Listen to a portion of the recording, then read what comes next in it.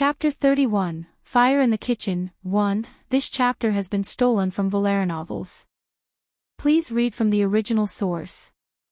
Chu Lian finally realized what happened. Eldest sister-in-law and senior servant Lu had made their own conclusions about what had gone on during the ride back to the estate. She had just woken up from a deep sleep, and since she had been eager to get off the carriage, she hadn't noticed her appearance. And then when San Lang had jumped off the carriage looking like that. What else were they supposed to think? She secretly glanced at He Changdi. When Chu Lian saw the stormy expression on his face, she hunkered down a little. She really hadn't done it on purpose. She hoped that San Lang could forgive her. Senior servant Luke personally escorted them back to their courtyard. Before she left, she even took care to give He Changdi some indiscreet advice. I know the two of you are newlyweds, but third young madam is still young. Third young master, please restrain yourself a little. He Changdi had almost forgotten about the matter after he had changed into a fresh set of clothes. After getting this kind reminder from senior servant Lu, his rage returned. He waited for senior servant Lu to leave before glaring at Chu Lian and retreating to the study. After San Lang left, Chu Lian wailed in distress and sat on the window seat. Xian hid her smile. Senior servant Gui had already found out what happened. She walked over to Chu Lian and passed her a cup of warm water. After coughing once, she asked Chu Lian lightly, "Third young madam, did you and third young master?" Before Xian could finish her sentence, Chu Lian had already turned to look up at senior servant Gui, greatly aggrieved. She then explained everything that had happened inside the carriage, having no other choice but to fight her embarrassment in order to clear the misunderstanding. It was only then that Xian found out the truth. She couldn't hold back anymore and let out her laughter. Chu Lian rested her chin on her arms and looked out the window. She intended to admire as much of the fading spring scenery as she could, studiously ignoring senior servant Gui and Xian's ceaseless laughter. So there had been such a huge misunderstanding. No wonder third young master was wearing such an ugly expression, senior servant Gui thought to herself. Senior servant Gui was used to Chu Lian's personality and knew that she didn't like others laughing at her, so she tried to regain control of herself by asking, "Third young madam, what would you like to eat?" This old servant will be heading to the main kitchen in a bit, and will fetch anything third young madam fancies. Chu Lian had been daydreaming when she suddenly heard senior servant Gui mention a trip to the main kitchen. It was only then that she remembered a certain event in the novel. There would be a fire in the Jing'an estate's main kitchen today. Eldest sister-in-law, Lady Zhou, had been injured in that fire. Chu Lian thought for a bit before hurriedly getting up. "Momo, I haven't seen what the main kitchen in our estate looks like. I'll go with you." Senior servant Gui hesitated for a moment. "Third young madam, you've just come back from the Ingwo estate. Why don't you have a good rest?" Chu Lian saw that senior servant Gui didn't seem too willing to let her follow along, so she quickly shook senior servant Gui's arm like a spoiled child. Senior servant Gui couldn't withstand her pleading when she acted like this, so she could only shake her head and give in. "All right, let's go, let's go. Xian, come with us as well. Third young madam can take a walk in the gardens outside the kitchen. When it's this close to mealtimes, there'll be too many servants coming in and out, so please don't enter the kitchen, third young madam."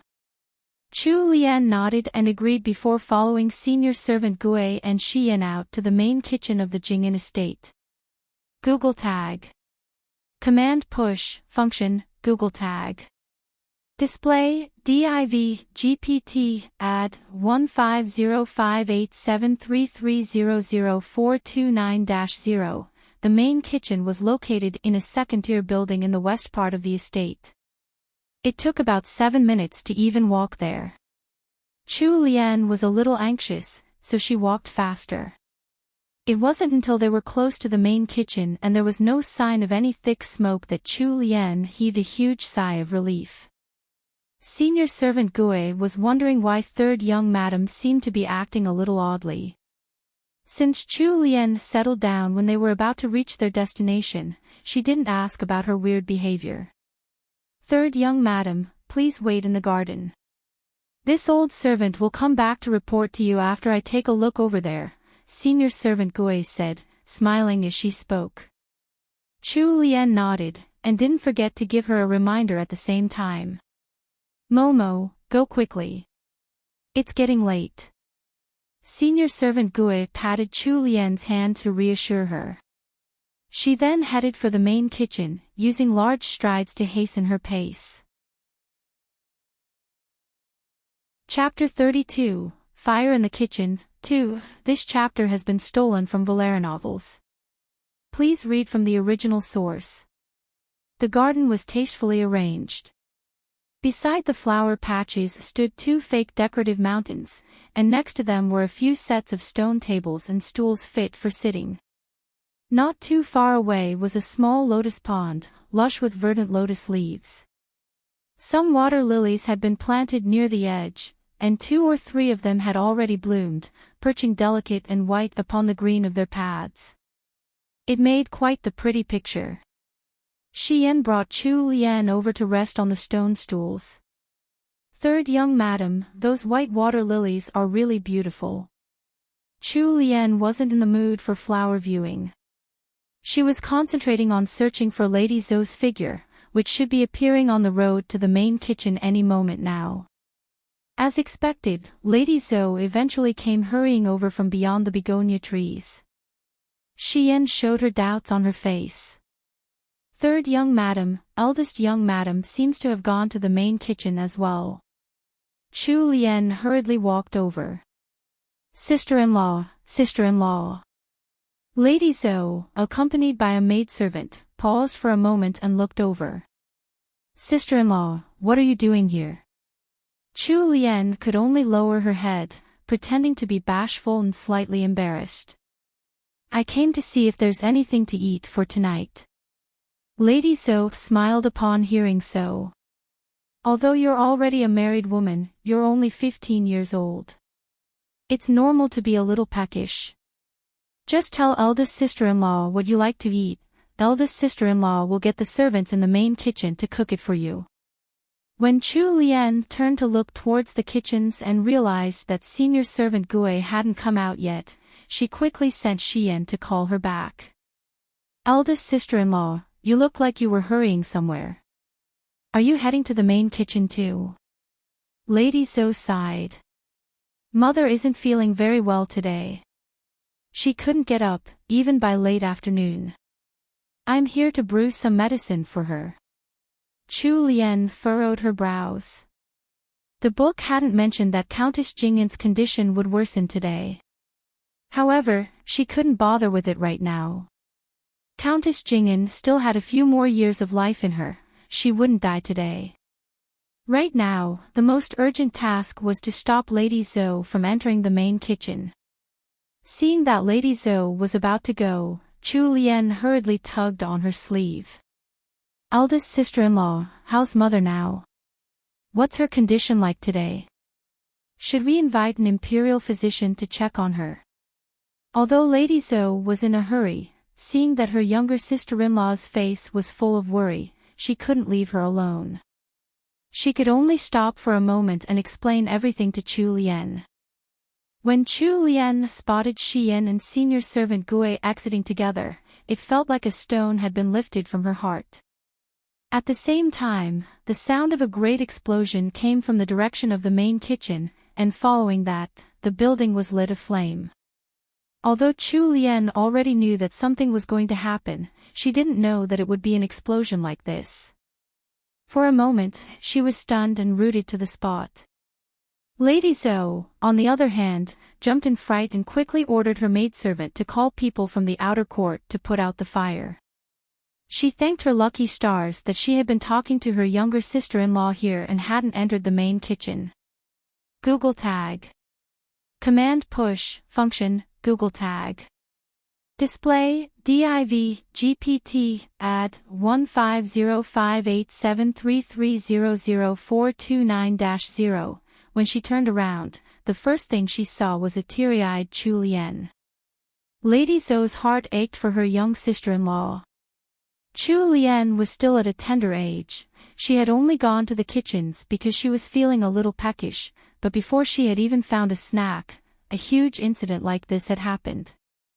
She must be scared silly. Lady Zhou softly tried to reassure her. Third sister-in-law. Don't be scared, I've already sent someone to call for the water hoses to put out the fire.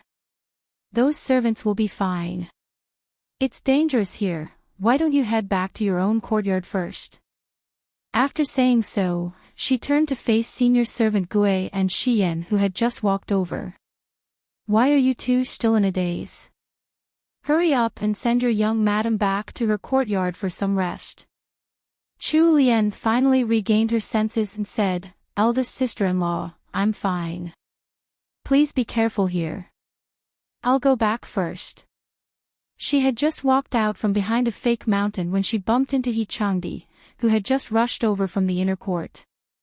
He Changdi noticed her hesitant expression. His heart thumped hard, knocking against his rib cage as he quickly instructed Liyue to bring more people over to the rescue.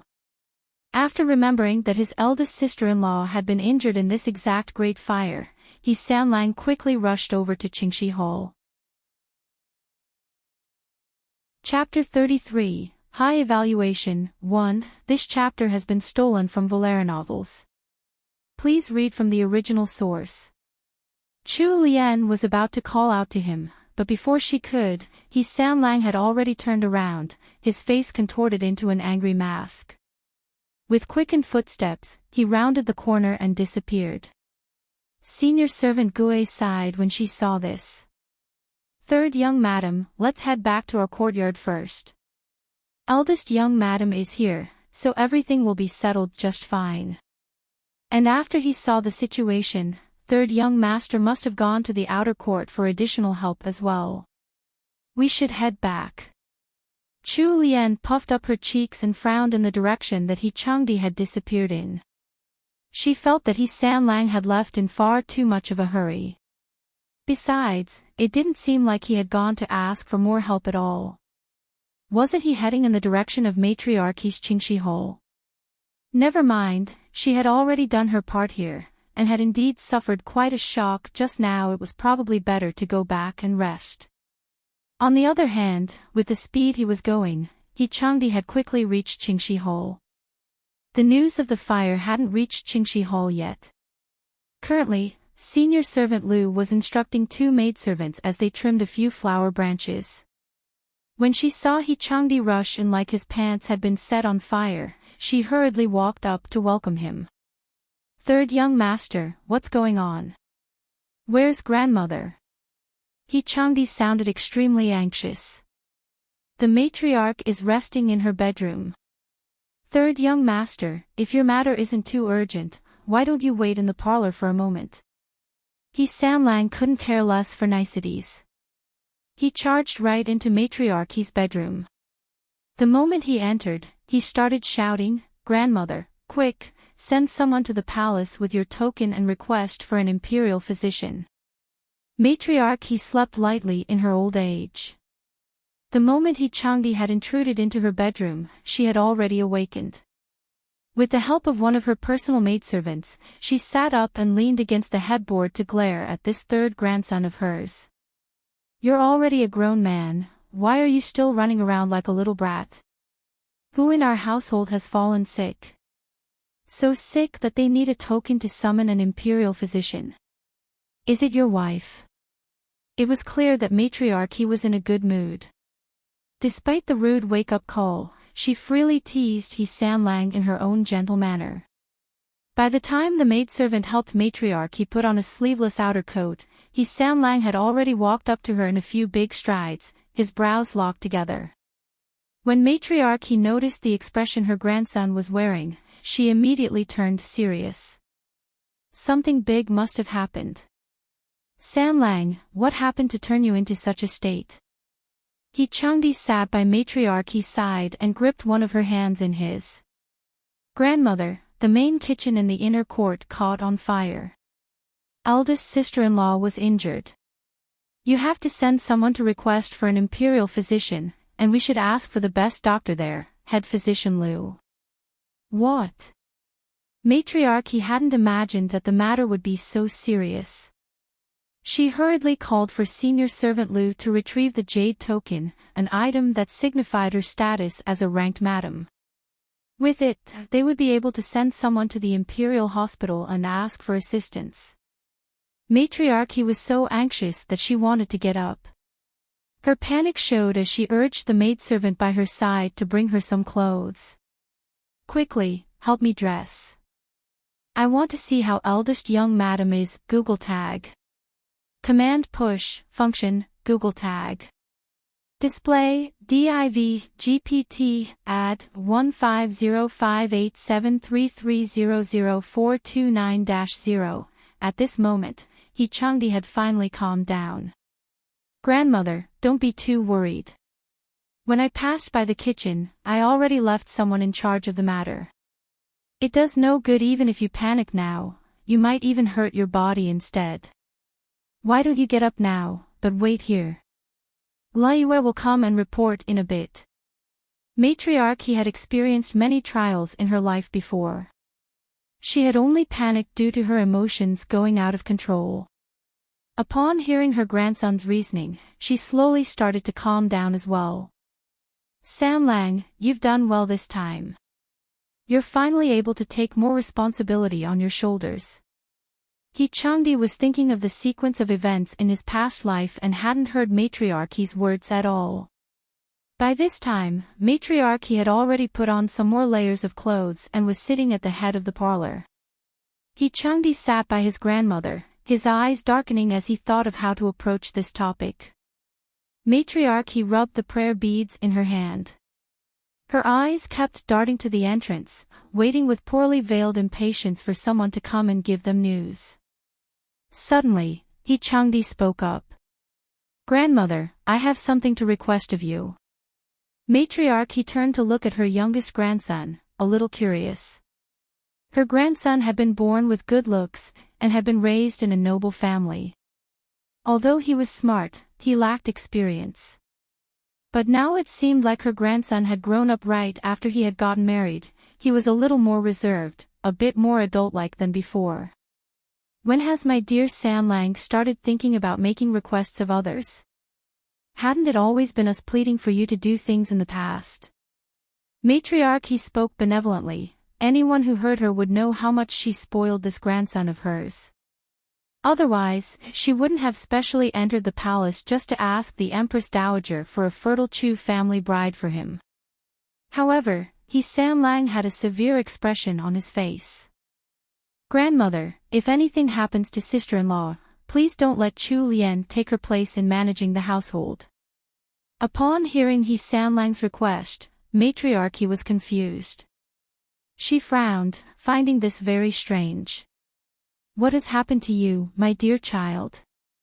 Although your wife has just married into our He family, she seems to have a good temperament.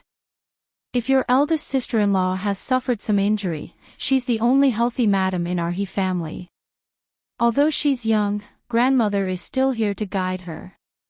With my guidance, and if she's willing to work hard, then what's wrong with letting her manage the household? Sanlang could sense the protective stance his grandmother had over Chu Lian in her tone. Anger filled him in an instant, and he inwardly scolded Chu Lian for being so slick. She had just entered the He family, but she had already won the favor of all the senior members. However, he couldn't go along with his grandmother this time. Chapter 34. High Evaluation, 2. This chapter has been stolen from LoveLore novels. Please read from the original source. Sanlang pursed his lips, held back the frustration in his heart, and said, Grandmother, it's not that I'm not willing to let Lianer manage the household. However, she's still young and she's only just come of age. There were so many ladies in the Ingwu estate, how could they have taught every single one properly? She's lacking in many areas. Let her follow at your side and learn everything slowly. Once she's familiar with the household, it's not too late to ask her to shoulder bigger responsibilities. Once Matriarchy heard that was the original meaning behind his words, she stared at him in rebuke. So our Sanlang is someone who pampers his wife.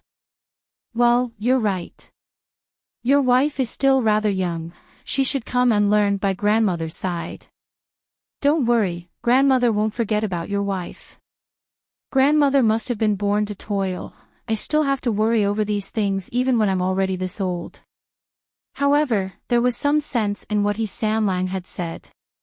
Chu Lian had lost her mother at an early age, and as the saying went, with a new stepmother, fathers turn into stepfathers one. It was already a miracle that Chu Lian was this ignorant and meek, having grown up in those circumstances. They couldn't be too demanding on the rest. Back in the Ingwo estate, she probably hadn't been taught much. So, Matriarchy thought it was indeed sensible to have Chu Lian learn the necessary skills by shadowing her. Chu Lian seemed to be smart. The duty of managing a household would fall upon her sooner or later, and it was best to have her prepared when the time came. Sanlang had achieved his goal, so he inwardly heaved a sigh of relief and quickly refuted his grandmother's claim of being old. Actually, Matriarchy really couldn't be considered that old. She hadn't even reached 60 years of age. Although she had some minor ailments here and there, her body was in rather good condition thus far. For Sanlang, only one thing mattered. As long as the power of managing the household didn't fall into Chu Lian's hands, her little ploys were unlikely to succeed. Why hasn't anyone come back to report? Matriarchy was starting to get impatient from waiting. Changdi had been about to get up and find out what happened when he saw a few people walking in from the garden outside. The person leading them was actually Lady Zhou. Following behind Lady Zhou was one of her senior servants. Walking right at the very end was Liyue. Changdi and Matriarchy were floored by this sight. It was Matriarchy who reacted first. She leaned heavily on her cane as she stepped forward to welcome them. Her personal maidservant hurriedly supported the old matriarch. Eldest granddaughter-in-law, you're fine. Lady Zhou pinched the space between her brows and entered the parlor. She then supported Matriarchy from her other side and got her to sit back down on the soft couch. Grandmother, granddaughter-in-law is fine. Please don't worry too much. Upon hearing that Lady Zhou was fine, Matriarchy still carefully inspected her, sweeping a gaze up and down for any injuries. After confirming that she looked absolutely all right, Matriarchy was finally able to relax. Following that, she turned to look at Changdi with a strange expression. Sanlang, what's this? Your eldest sister-in-law is just fine. Why did you come here in a panic asking for an imperial physician? You're just making trouble. Changdi was also stunned. Countless thoughts tumbled about in his head. What? How? In his previous life, eldest sister-in-law had clearly suffered serious burns. She had even lost a leg because they hadn't been able to get the imperial physician here in time. Chu Lian had also taken over the management of the He household because of this fire. She had then proceeded to steal from the household funds, funneling all that money into Xiao Wujing. Google Tag. Command Push, Function, Google Tag. Display, div, gpt, add, 1505873300429-0. However, eldest sister-in-law was now standing completely undamaged before him. Changdi's expression turned dark.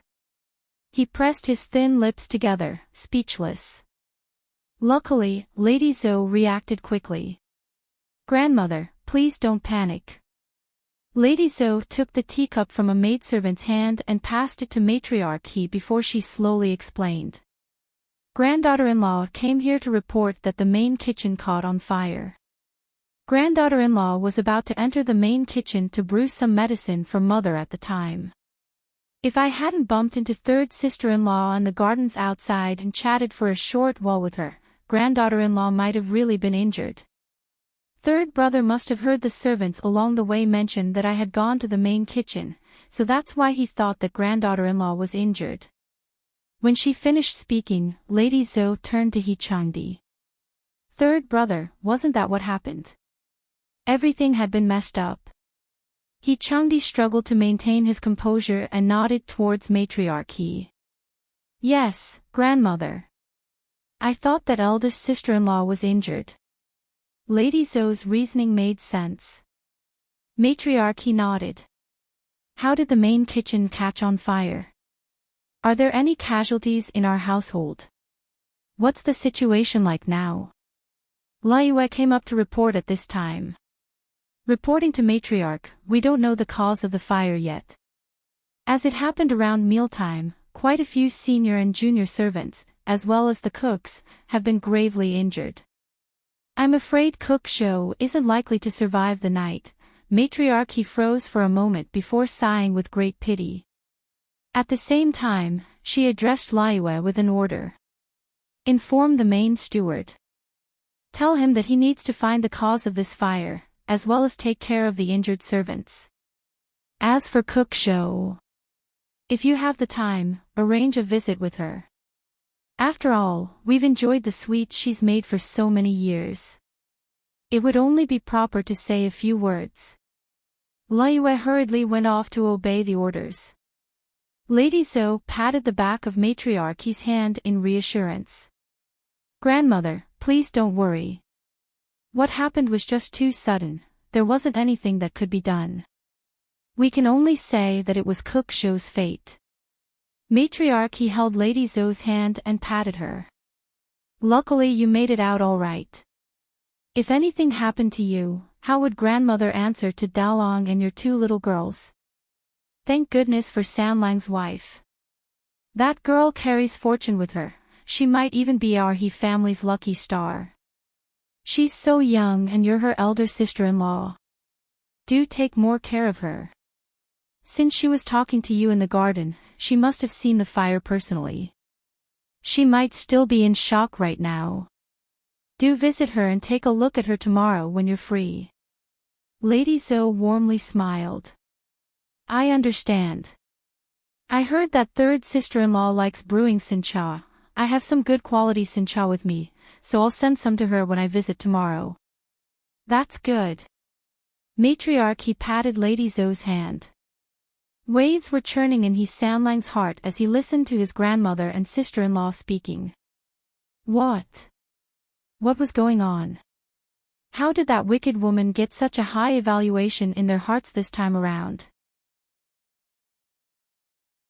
Chapter 35, Petty, 1. This chapter has been stolen from LoveLore novels. Please read from the original source. When matriarchy saw that her grandson was still in a daze, she urged him, return to your courtyard quickly. It's almost dark, and your wife suffered a shock. Reassure her a little. Lady Zhou urged him along in the same vein. Enchanting absent-mindedly returned to his own courtyard, his thick and sharp eyebrows furrowed together, like a pair of wicked swords. Back at Qingxi Hall, Lady Zhou said in a helpless sort of tone, Grandmother, it's going to take a while to repair the main kitchen after this fire.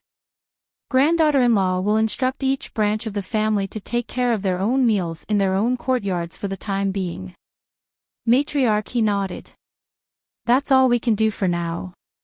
Anyway, they do have stoves in their own courtyards. When Erlang comes back, he'll just have to eat with me. Lady Zhou nodded in agreement. Then granddaughter-in-law will go now to prepare. If each courtyard was to cook their own meals, she had to arrange for some servants to send them fresh ingredients every day. This just added on to the list of tasks she had to manage. Go quickly. I'll go take a look at your mother and see how her health is like today. Thus, Lady Zhou supported matriarchy and they left Qingxi Hall together. Chu Lian was lying down on a wooden chair, reading a comedy that Fu Yan had found for her in the study. The book was written in traditional Chinese, and the story was old-fashioned, so Chu Lian found it tough to keep reading. The words before her eyes slowly turned into a lullaby, and in just one moment, she was fast asleep. The fair hands that were holding onto the book were resting on the armrest of the chair. Because the position was a little awkward, her white sleeves were rolled up, revealing her white and small forearms.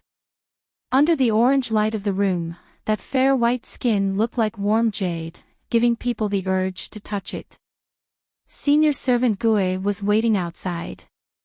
After she didn't hear the sound of pages turning for a long time, she put down her embroidery work in her hands and took up a blanket from the side and was about to enter to put it on Chu Lian. However, she didn't expect to see He Changdi walking in with a stiff expression. He Sanlang cast a sideways glance at senior servant Gue and walked right into the bedchamber. He Changdi's cold look sent chills down senior servant Gue's spine. She was about to follow in to take a look, but she was worried that he would be angry, so she could only bear with her anxiety and wait outside. She kept listening for movement on the inside. The moment anything didn't seem right, she would walk right in and protect her third young madam. He Changdi walked into the bedchamber with his hands behind his back. He swept the surroundings with a cold gaze, and it was only then that he noticed the small lump on the chair by the window. The depths of his eyes were really dark. His cool, handsome face carried an icy aura. He looked exactly like a walking ice mountain. He was a completely different person from the nice, loyal husband that the novel had described. Google Tag. Command Push, Function, Google Tag. Display, div, gpt, add, 1505873300429-0. If anyone tried to describe He Sanlang as a handsome, gentle, and sweet husband, Chu Lian would have been the first one to leap up in protest. With a long stride, he made it to the chair in just a few steps. His cold gaze slowly shifted downwards and landed on Chu Lian.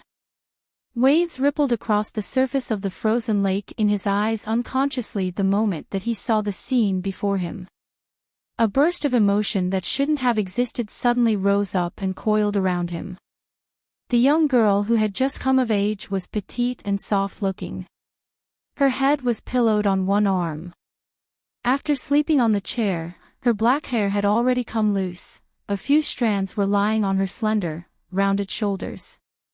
Her eyelashes were long and dark, like two little fans casting shadows over her eyes, setting off a pretty picture. Her skin was practically flawless, smooth and white to match her petal plush lips. They moved in a pattern along with her shallow, long breaths. She looked exactly like a sleeping kitten, giving watchers the urge to pull her into their arms, pet her little head gently, and coo to her in a soft voice. Upon seeing such a defenseless Chu Lian, the showering scene that he had saw that day popped into He Changdi's mind. He had to admit that she was indeed beautiful. Because she was young, even if she didn't put one bit of makeup on, her face still looked like a beautiful painting. Perhaps this was one of the perks of being a main character. He Sanlang blanked out for a good 2 seconds. Then, his face contorted. He berated himself fiercely, scolding himself for fantasizing about that wicked woman. How could he be so silly as to think that she was good and harmless? He Changdi took a deep breath in, letting the cool night air wake him up. He reached out to push Chu Lian with force, saying in a cold voice, "Get up." Chu Lian was in the middle of a beautiful dream of eating a huge feast in the modern era. After getting pushed by He Sanlang, the book in her hands fell to the ground with a loud plop. She rubbed the sleep from her eyes as she woke up. Without looking properly at the person by her side, she asked, "Momo, is it time to eat?" "I'm hungry." He Changdi's face was reflecting his inner turmoil. Upon hearing Chu Lian's words, it immediately turned as black as a pot. Eat, eat, eat. All she knew was how to eat all day. Had this wicked woman suddenly become a foodie in this lifetime? You're still thinking of food. The kitchen's already burned down. Don't think you'll get anything to eat tonight. He Sanlang couldn't hold back his anger as he shouted at her. The moment Chu Lien heard his voice, any dregs of sleep were immediately shaken off by her fright. With a pair of watery, big eyes, Chu Lien glared up at the man standing tall beside her.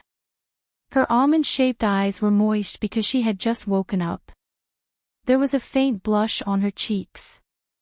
She looked completely like a harmless, tender young woman.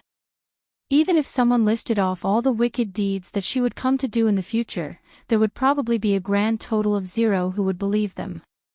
Her eyebrows furrowed when she looked clearly at the frosty look on He Sanlang's face. She looked listless as she turned her head and leaned back against the chair once again. "Husband, how are the servants in the main kitchen now? Are there any who were hurt badly?" Her voice was soft and pleasant to the ear, however, when He Sanlang heard it, his temper rose for no reason. "Ha! Don't you know perfectly well whether anyone was hurt or not? This wicked woman was probably the one who had ordered someone to set off the fire in the first place. Didn't she feel that she was being very fake by asking about it?" Chu Lien found it weird. She puffed up her cheeks like a squirrel. "Well, I wasn't the one who set the fire off. How would I know?" Conversely, He Changdi sneered in response. Her words had clearly angered him. He felt that he couldn't continue living with this wicked woman for a second longer. His chest was about to explode from the amount of rage bottled up inside. He really just wanted to strangle her to death right now. Chapter 36, Petty, 2. This chapter has been stolen from LoveLore novels. Please read from the original source. Chu Lien was already completely used to He Sanlang's abnormal reactions by now. Although she could feel that he absolutely despised her, except for the sudden strangling on their wedding night, he didn't seem like a threat, even though he had always given her a cold shoulder. She wasn't the original Chu Lien, who was entirely too greedy. She also didn't care too much for Xiao Bojian. The current Chu Lien was someone who just wanted an easy life. Even though she didn't know why He Sanlang didn't like her, as long as he didn't obstruct her days of comfort, she would leave him alone. Since she had mysteriously come to this great Wu dynasty and had become a young madam of a noble family, then she would happily live her layabout life in bliss. As for He Changdi, she would leave him to his strange temper. What meaning would there be in getting angry at a little kid throwing a tantrum? "As you wished, the main kitchen has been burned down, but I bet you didn't expect that eldest sister-in-law would be fine. I'm afraid your plans have been foiled. Oh. I forgot to mention, I'm afraid that Cook Show won't make it. Seems like you won't be able to eat the Jing'an household signature sweets ever again." He Sanlang said mockingly. Back at Qingxi Hall, he had thought that Lady Zhou had claimed that Chu Lien had saved her life in order to reassure grandmother.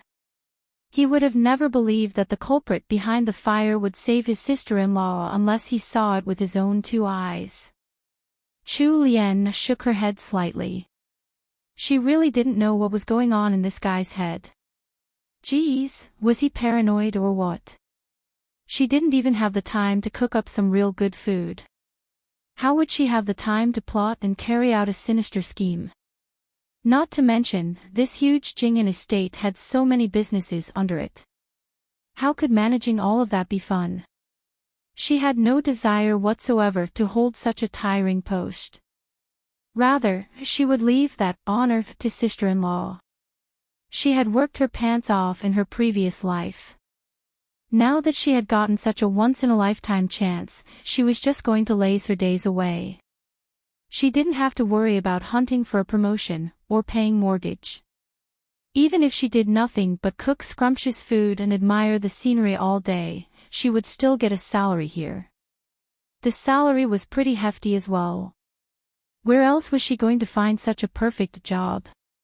Chu Lien didn't speak and rose from the chair, tidying up her slightly messy hair. Her head was slightly lowered and she was in poor light. Her face was cast in shadows, so her expression wasn't clear.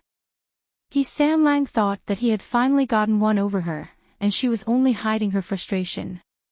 Unfortunately for her, he Sanlang saw right through it and felt invariably smug. He would be happy as long as this wicked woman's plans didn't come to fruition. Chu Lian, I advise you to quit scheming while you still can. This isn't the Jing'an household of before.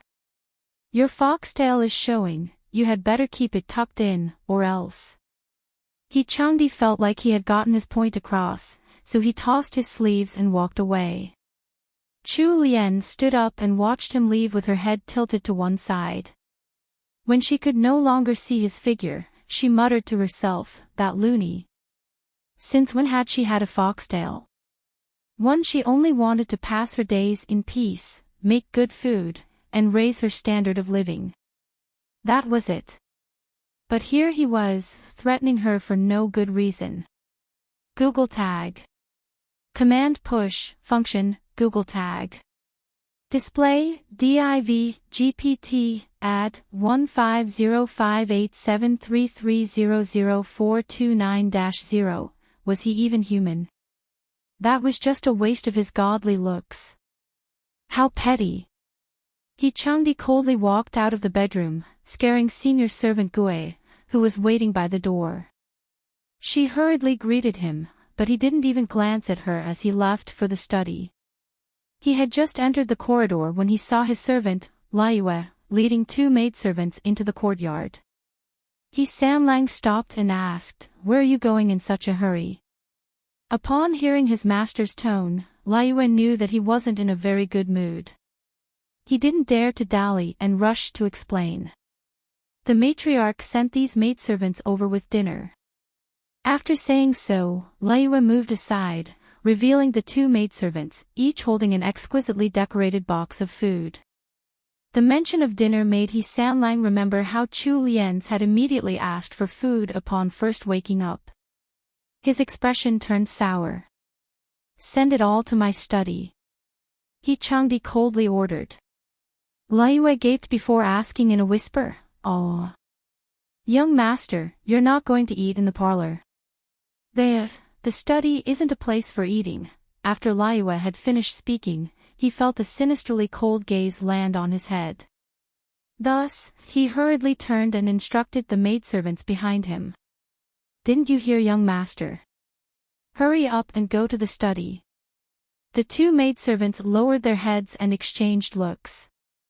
They couldn't understand what third young master was trying to do, but they were just servants, so all they could do was obey. The two of them trembled in trepidation as they sent the food over to the study. Liue moved closer to He Changdi's side. "Young master, there are also some fresh ingredients here. Where should we put them?" Eldest young madam said that they would be a little busy tomorrow morning, and the food might be sent a bit later than usual. She sent each courtyard a package of ingredients just in case. Chapter 37, Not Letting You Eat. 1. This chapter has been stolen from LoveLore novels. Please read from the original source. He Sanlang couldn't be bothered to deal with the fresh ingredients. He waved at Liue impatiently. Liue had already been serving He Changdi for years, so he understood what He Changdi wanted. He turned and instructed the maidservants to send the ingredients to their courtyard's kitchen. Although the kitchen here wasn't used often, it was quite clean as the servants would still clean it every day. For a period of time, each courtyard would have to settle their own meals. As for the cookware, Lady Zhou sent some senior servants over with a set overnight. She even sent some firewood and charcoal with them. There were no large surfaces for dining in the study room. There was only a writing desk and a few side tables. The two maidservants who brought the food and were at a loss of what to do. They didn't know where to place the dishes. The moment He Changdi entered the study, he saw the two maidservants standing there carrying the boxes with troubled expressions on their faces. One of the servants drummed up the courage to say, "Third young master, we really can't hold dinner here. Why don't we place the dishes in the parlor?" He Sanlang's expression turned dark right after she finished speaking. He tossed a gloomy glance at her, and following that, he ordered her to scram. The two low-ranking maidservants were so frightened that they trembled, put down the food, and didn't dare to stay a second longer. They hurriedly ran out as if a deadly tiger was after them. Third young master usually looked handsome and heroic. Who knew that he would be so frightening once he got angry? The poor servant's ideal image of him was instantly crushed. Liyue came in from outside and saw that the maidservants had run off with pale faces. He scratched his head with a bemused look on his face. He shivered a little when he spotted He Sanlang's cold expression. Liyue cleared his throat and carefully asked, "Young master, when do you want to call young madam over to have dinner?" "It's getting late." He Changdi harumphed after hearing that. That wicked woman had already plotted and schemed against the entire estate today. Did she really think she would be getting dinner? Humph. Let her dream on. Go out and keep a watch. No one is allowed in without my permission, even third young madam. He Changdi instructed without an ounce of compassion. Liyue hadn't expected third young master to say something like that. He instantly froze on the spot and didn't know how to react. His line of sight landed on the boxes sitting on the writing desk. He was about to say something, but shivered when he met with He Changdi's dispassionate gaze. His young master had never gone back on his words before and would never let him defy his orders. But was he really not going to let third young madam eat? This wasn't good. However, Liyue went out and kept watch at the door. He didn't dare to say a single word to He Sanlang. He Changdi stood before the writing desk with a profound look in his eyes. He then retrieved a thick envelope from a hidden compartment inside the desk. He carefully read through the letter inside, and after making sure there weren't any problems, he sealed the envelope and wrote the words, "To grandmother." Google Tag. Command push, function, Google Tag. Display, div, gpt, add, 1505873300429-0. Then, He Sanlang placed the envelope inside the hidden compartment once again. The wick of the study's candle crackled. He Changdi turned back to the red lacquered boxes, the scent of food catching his attention as it drifted up to his nose. He stood up and opened both of them. Each had 4 to 5 layers, and there were different dishes in each one. There was steamed perch in ginger and scallion, roast mutton chops, spring chicken, and vegetables in one of the boxes. Soup and rice were packed in the second box, and there was even a warm wine flask one. Every dish looked exquisite and much better than what the main kitchen usually served. They must have come from the little kitchen in Matriarchy's courtyard. Although they had been left out for a while, and the dishes were cold by now, they still looked appetizing and looked more delicious than what they had eaten last night. He Sanlang felt smug after looking at these dishes. Didn't that wicked woman love to eat? Well, she wasn't getting any. As he was savoring his revenge in his mind, He Changdi picked up some chopsticks and chose a few dishes to taste. However, the dishes might have gotten too cold, or perhaps he wasn't in a good mood. Although the 2 boxes were filled to the brim with delicious food, he barely tasted any of it. He ate a few bites before setting down his chopsticks. He sat down again and casually took out a book to read. TL note, here we go, more food. Yui steamed perch roast mutton chops braised spring chicken. Chapter 38, Not Letting You Eat, 2, The sky had already turned dark. Chu Lian had already returned to the Ingguo estate today, and had been surrounded by a group of women she didn't know. She didn't have much of an appetite, and so hadn't eaten much today. By the time she had returned to the Jingon estate, she was already starving. However, because of the fire, she had completely forgotten about her hunger. By now, her stomach was growling in protest. Chu Lian leaned against the couch, comedy book still in hand. She was bored while waiting for dinner time, so she had already showered and changed into her sleeping clothes. However, there was still no sign of dinner in sight. This wasn't right. Her sister-in-law, Lady Zoe, was the conscientious sort. The two of them hadn't eaten dinner yet, and eldest sister-in-law couldn't have possibly forgotten about them. Not to mention, there was still matriarchy. On the day of the tea ceremony, Chu Lian had discovered that matriarchy was really sweet on her youngest grandson. Chu Lian couldn't wait any longer. She shouted for Xian, who was in the outer chamber. Xian quickly walked in. "Third young madam, do you have any orders? Go ask and see if dinner has been sent over. I'm hungry." After Xian bobbed in acknowledgement, she went out to find out what happened to their meal. She returned as quickly as she left. While leaning against her red pillow as she read her comedy, Chu Lian casually asked, "So, how did it go?" Xian had a conflicted expression on her face and didn't know what to say. After a moment, when she didn't hear any reply from her, Chu Lian cast her gaze over in curiosity. What happened?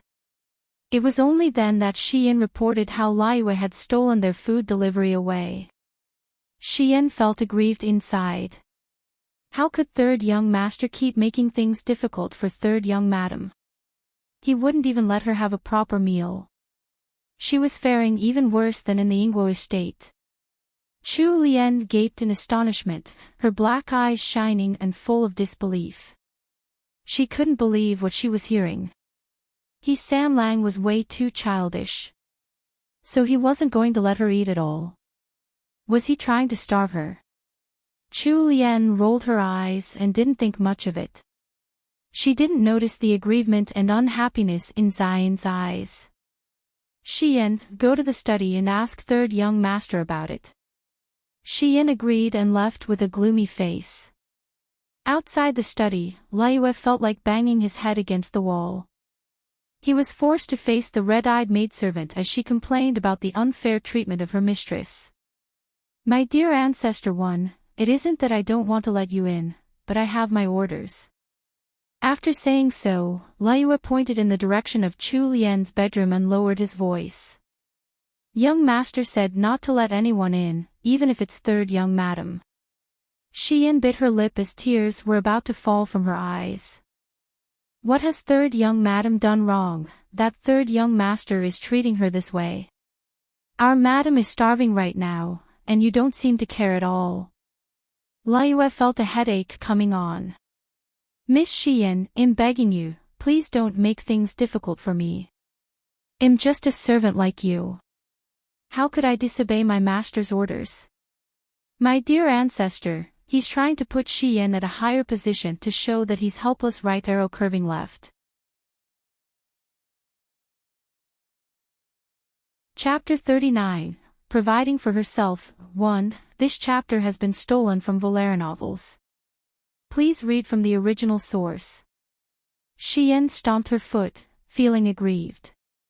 "You're the same as young master. You think that our young madam is easy to bully because she is young and kind." After saying so, Xian ran off in anger. Liyue watched the maidservant run away and felt completely helpless. Of course he knew that third young master was a little unreasonable, but he couldn't persuade him. Xian quickly returned to Chu Lian and related the story. Upon hearing it, Chu Lian was so surprised that she had to put her book down. She hadn't expected to be proven right. She was so speechless that she made Xian report everything once again. What? The outer court even sent ingredients over. When she heard this, Chu Lian's eyes lit up. Xian was still feeling sad for her mistress. She didn't expect Chu Lian to mention the fresh ingredients out of the blue like that. Her stare turned blank for a moment before she nodded and said, "That's right. I heard that eldest young madam was afraid that breakfast would be delayed in the morning, so she sent out fresh ingredients to each courtyard. They arrived alongside dinner." Hey! If there were ingredients, then everything would be fine. It was hard enough for her to sit through one meal at the Jing'an estate. Since he Sanlang wanted to take it all for himself, then he could have it all. She wasn't going to miss it one bit. Chu Lien scrambled off the couch and tossed her book aside. She was going to the courtyard's kitchen right now. Shi Yan couldn't keep complaining about her mistress' unfair treatment if she was going to do that. She rushed to stop Chu Lien from going out. "Third young madam, you can't wear that outside." Chu Lien took one look at the thin, cool sleeping clothes she was wearing and immediately realized how inappropriate it was. "Then go and quickly find me some normal clothes to wear." Ming Yan heard her from outside and came in to help. With their assistance, Chu Lien quickly changed into a light yellow dress. Her hair still wasn't dry, so she simply pinned it up with a white jade hairpin. She was dressed so simply that she resembled a magnolia, gentle and refined as it rested on its outstretched perch. One flowers of magnolias close-up in the spring garden, /caption. However, the image was easily broken as she grew impatient to appease her growling stomach. When Xian saw that she was in such a hurry, she didn't bother adding on any other accessories and simply said, "You're ready." Chu Lien immediately rose and rushed out of the bedroom like a hurricane. Xian and Ming Yan chased after her from behind, shouting, "Third young madam, please go a little slower." Xian couldn't help but watch her with sad, sorry eyes. Third young madam must be starving. When senior servant Gui saw that Chu Lien had left, she didn't know what was going on but followed anyway. Chu Lien had explored the entire courtyard yesterday, so of course she remembered where the kitchen was. In just a moment, she had already reached it. Google Tag. Command Push, Function, Google Tag. Display, div, gpt, add, 1505873300429-0. A woman in her 30s was looking after the kitchen when saw that third young madam had arrived. She quickly welcomed her in. Afraid that the kitchen was too dark, the woman immediately lit up a few more candles for her. Full of respect, the woman said, "Third young madam, what have you come to the kitchen for?" Chu Lien scanned her surroundings. "Where are the ingredients that were sent here earlier?" The woman stared at her. She hadn't expected third young madam to ask that, of all things. However, she instantly recovered her wits and led Chu Lien over to the chopping board. Then she honestly replied, "Third young madam, they are all here." Xian and the rest had also entered the kitchen by this time. The moment they entered, they spotted their mistress squatting by two large water vats, staring into them. Xian hurriedly went over. She had seen a goose tied up by the vats. Geese would be geese. Naturally, they would peck at people. Xian quickly pulled Chu Lien away, afraid for her mistress' well-being. However, Chu Lien didn't notice the geese at all. She was looking at the chopping board full of ingredients, and then to the ones by the water vats, and then to the ones in the water tanks. The sight of them made her extremely excited. Wow! Terrific! There were vegetables, eggs, and more. There was even a variety of fishes. In the water tank alone, there were 2 catfish, and a few snakeheads. There was also chicken and pork that had been prepared and ready to be cooked. There were even 2 pieces of venison. However, she hadn't eaten venison back in the modern age, so of course she didn't know how to cook it. She was just going to leave it be for now. It was getting late, and although she was craving for something like boiled fish with pickled cabbage and chili, it was troublesome to cook, as it would take some time to prepare. After Chu Lien took stock of all the ingredients, a plan formed in her mind. TL note, the fish in the water tank, if you're curious, catfish snakehead. Chapter 40, Providing for Herself, 2. This chapter has been stolen from LoveLore novels. Please read from the original source. While standing beside her, Xian saw that third young madam was reaching out to cook herself, and quickly reached out to stop Chu Lien. "Third young madam, how could you do it yourself? What do you want to eat? Tell this servant, and this servant will cook it for you. Xian couldn't help but get emotional as she said this. Although their sixth miss had not been favored while in the Ingwu estate, she was still a noble lady who had been raised and nurtured as one since she was young. She hadn't done any menial duties like cooking before. However, now she had to actually cook a meal for herself, just so she could fill her stomach. Although eldest young madam had ordered someone to send ingredients over, she hadn't actually sent a cook over. Whatever Chu Lian wanted to eat right now, she would have to cook it herself.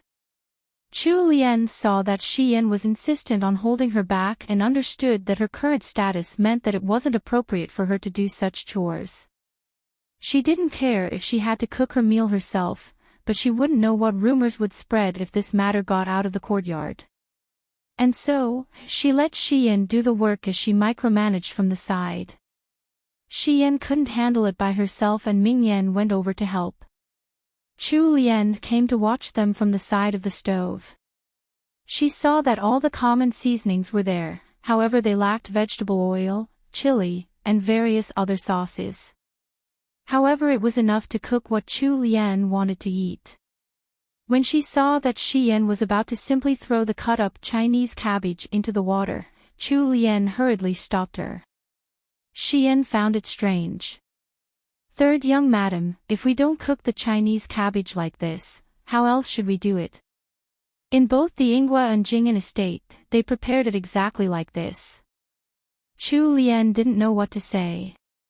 She had finally understood that most of the dishes in the Great Wu dynasty were either boiled or roasted, if not steamed. Other than these three methods of cooking, there were no others. There weren't even any of the more complex seasonings that would have enhanced the flavor of the food. The sweet and sour fried Chinese cabbage required vegetable oil, but here, they didn't even have the habit of saving up lard, let alone vegetable oil. Chu Lian pointed at a slab of pork belly on the chopping board.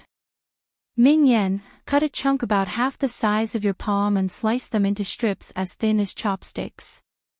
These strips would be used to make oil. Senior servant Gue saw that third young madam seemed to be giving out a secret recipe again, and so she quickly ushered the woman watching the kitchen out. Chu Lian was already used to their actions. She stood to one side and watched over Mingyan slice the meat, pretending that she didn't notice anything. Her intentions was to just cook some simple dishes, and other than cooking the meat, which required some effort, it would only take an hour inclusive of the time needed to cook the rice. They wouldn't let Chu Lian do anything herself, although Xian was not a stranger to cooking, she didn't cook often. Adding on the difficulty of cooking the braised pork until the meat turned brown, the braised pork didn't turn out well as the color wasn't ideal. Although the braised pork looked quite average, it turned out tasting decent. Since Xian could produce something of this quality on her first try, she seemed to possess some talent in cooking. Google Tag. Command push, function, Google Tag. Display, div, gpt, add, 1505873300429-0.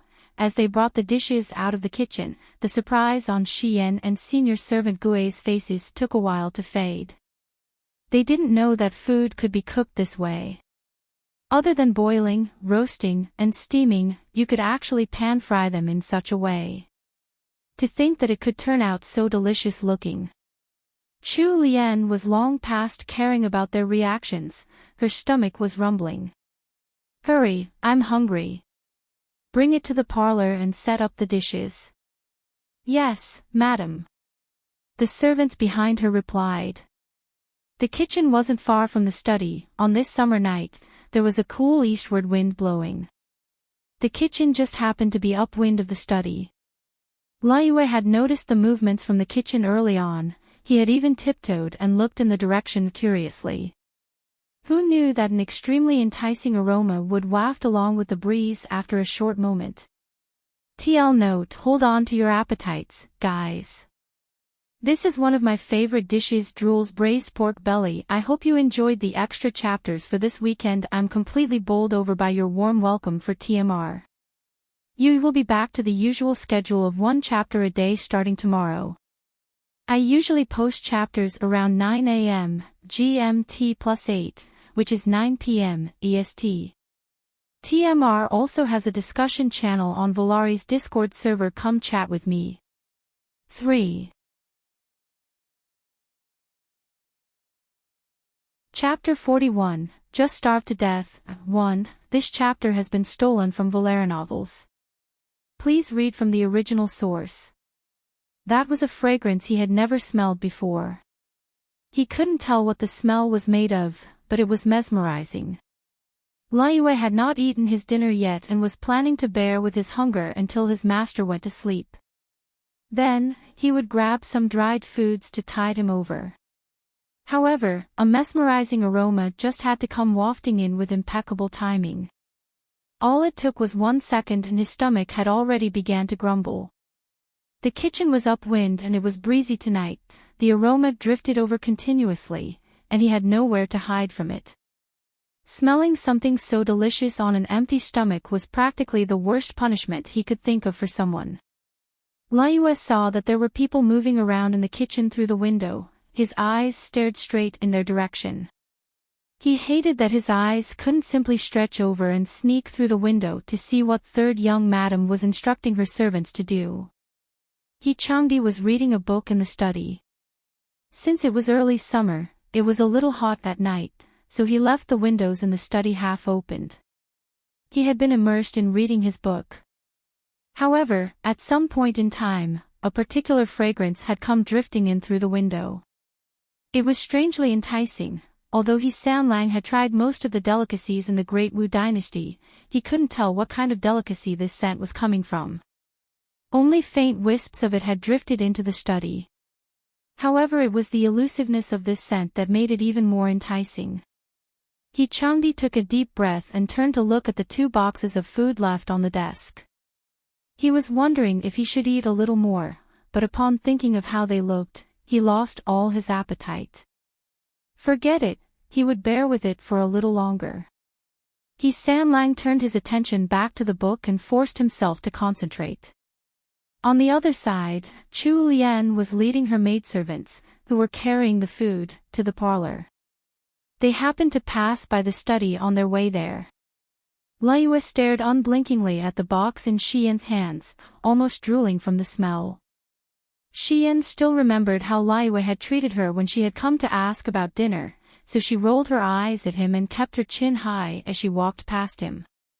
As Liyue watched third young madam and the maidservants pass by, he could smell something delicious. It hooked his appetite and made him even hungrier. However, this wasn't a good time to ask for food from third young madam. He still had to guard the study door for third young master. Chu Lian instructed the maidservants to place the dishes on the table in the parlor. The dishes consisted of a fragrant, cubed braised pork belly meat, kung pao chicken, sweet and sour bok choy, and a simple egg drop soup. Xian gave Chu Lian a bowl of rice. Google Tag. Command push, function, Google Tag. Display, div, gpt, add, 15058733000429-0. Once all the dishes were placed down, the entire parlor was filled with the scent of delicious food. Senior servant Gue and the personal maidservants had not eaten yet either. Chu Lian sat at the head of the table. When she saw that the maidservants were eyeing the plates and frantically gulping down their drool, she smiled. Since you're all hungry, sit down and eat with me. The moment she finished speaking, senior servant Gue stopped her by saying, Third young madam, we are in the Jing'an household right now. You're the newly wedded bride. You must conduct yourself in a manner befitting of your new station. As our master, how could you let us servants eat together with you? If this were to get out, what would others say? Chu Lian felt helpless, but she understood that senior servant Gue was right. She also saw that even though senior servant Gue was eyeing the food just like the rest, she didn't make a single move for it. Alright, then I'll eat first. I've made extra for every dish. When I'm done, why don't you stay here in the parlor to eat? Senior servant Gue nodded and didn't stop her this time. Actually, she felt hungry just looking at these new, never-before-seen dishes. Back in the kitchen, when the braised meat had just finished cooking, third young madam had let each of them have a taste. It had been so delicious that it could be compared to that roasted venison from before. No, it might even be more delicious. At first she had thought that something made with this plain pork would surely be oily and unappetizing. She hadn't expected it to be so tasty. However, when she had one piece, she immediately wanted to have another. She couldn't stop at all. Senior servant Gue was one of the older servants of the Ingwa household, and she had even served at the side of Chu Lian's biological mother. She had a lot of worldly experience and a lot of self-restraint. However, even she couldn't hold back her appetite. TL note, Chu Lian's going to kill me with hunger. Is the chapter title, Just Starved to Death, talking about He San Lang or the readers? TVT braised pork belly, cubed kung pao chicken bok choy stir fry with oyster sauce egg drop soup. Chapter 42, Just Starved to Death, 2. Chu Lian held her bowl of rice in one hand as she ate the dishes before her. Although these few dishes couldn't be compared to those of the modern world because of their lack of seasonings, she felt happy enough that she could eat dishes like these in the Great Wu Dynasty. After arriving here mysteriously, this was the first meal that she had eaten so happily. But she was already used to eating dishes like these in the past, so Chu Lian wasn't too affected by it, even though it had been a while. After eating her usual one bowl of rice, she was already 80% full. As Chu Lian was eating, senior servant Gue hesitated for a moment before eventually speaking up. Third young madam, why don't we call third young master here to eat together with you? Chu Lian looked up in confusion with big, innocent-looking eyes, as if she didn't understand what senior servant Gue was saying. Perplexed, she said, hasn't he already eaten in the study? He even had 2 full boxes of food. There's a limit to what a single person can eat, let's not force him to eat more. Not to mention, it's not good to eat too much at night. She spoke as if she was doing it out of consideration for He San Lang. Chu Lian pouted and thought to herself, I don't give a damn for your food, since you're not letting me eat, don't think of eating any of mine either. She used a ladle to scoop out a small bowl of egg drop soup. After drinking all of it, Chu Lian was completely full. There was still plenty left on the table, which worked out fairly well. She had originally thought of letting the maidservants eat, as Chu Lian could only eat so much on her own, and she had a small appetite anyway. The sweet and sour bok choy was hardly touched at all. Chu Lian was afraid that senior servant Gue would feel uncomfortable eating with her around, so she retreated into her bedroom after eating. The maidservants were much more relaxed when Chu Lian wasn't around, as expected. They exchanged glances and giggled before they each took a bowl of rice and sat down to eat. Of course, senior servant Gue sat down as well. The moment Fuyan and Jingyan took their first bite, their eyes lit up and the speed of their chopsticks increased. Jingyan had her mouth full of food as she talked, completely lacking the dignity of a noble household's personal maidservant. Sister Xian, did you make this? It's unbelievably fragrant and tasty. I've never eaten such tasty meat before. The corners of Xian's lips curled up. Actually, I wasn't the one who came up with it. It was third young madam who taught me how. Senior servant Gue nodded. All of you, do serve third young madam to the best of your ability. Who knows if you might make her happy at some point and she'll teach you a few secret recipes in return. You won't have to worry about your livelihood or that of your future descendants. Fuyan's eyes glimmered calculatively. Although there was plenty for every single dish, senior servant Gue and the 4 maidservants tried to finish everything. They felt like they were about to burst. The 5 of them held onto their stomachs in pain, but none of them regretted it. Mingyan stood up and rubbed her swollen stomach in an exaggerated manner, causing Fuyan and Xian to smile. Look at you eat. Be careful of overeating.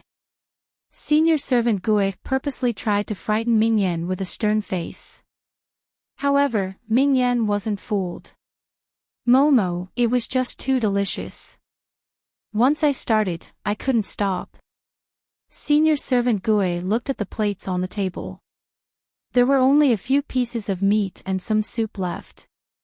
She turned to Xian and said, Xian, bring the leftovers to the kitchen, we can have these with some rice tomorrow. The dishes that were made with third young madam's secret recipes were simply too delicious.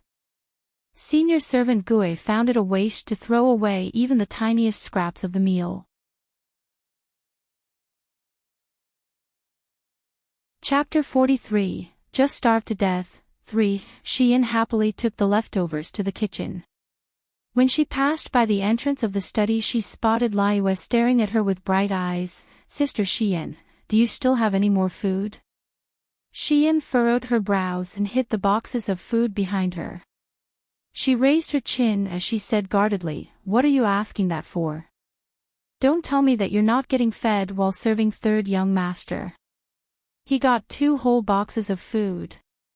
Since she had been snubbed by Liyue before, she couldn't help sounding a little mocking as she talked. That had nothing to do with me. Liyue pointed towards the study behind him. It was all third young master's orders. I haven't eaten anything since afternoon. I'm so hungry that my front is probably stuck to my back right now. When he finished speaking, Liyue's stomach grumbled. Xian gave him a good look, as if trying to tell if he was lying. Miss Xian, we're all servants, you can't possibly not know. No servant eats together with their master. Liyue was good at talking, and he managed to find Xian's weak spot. Are you sure you really didn't eat? I really haven't eaten. See, my stomach's even growling. You heard that, right? Xian pursed her lips and placed the boxes of food down on a stone table nearby. She took out some leftover rice and dishes from inside. There's not much left anyway. There's only a few pieces of braised meat, soup and a bowl of rice. Just take it to hold off your hunger for now. Liyue swallowed visibly. It's good enough as long as it's edible. I'm not too picky. Xian glared at him and poured the soup and pieces of meat onto the bowl of rice. It looked exactly like the modern meal, braised meat with rice. She pushed the bowl to Liyue. Here, take it.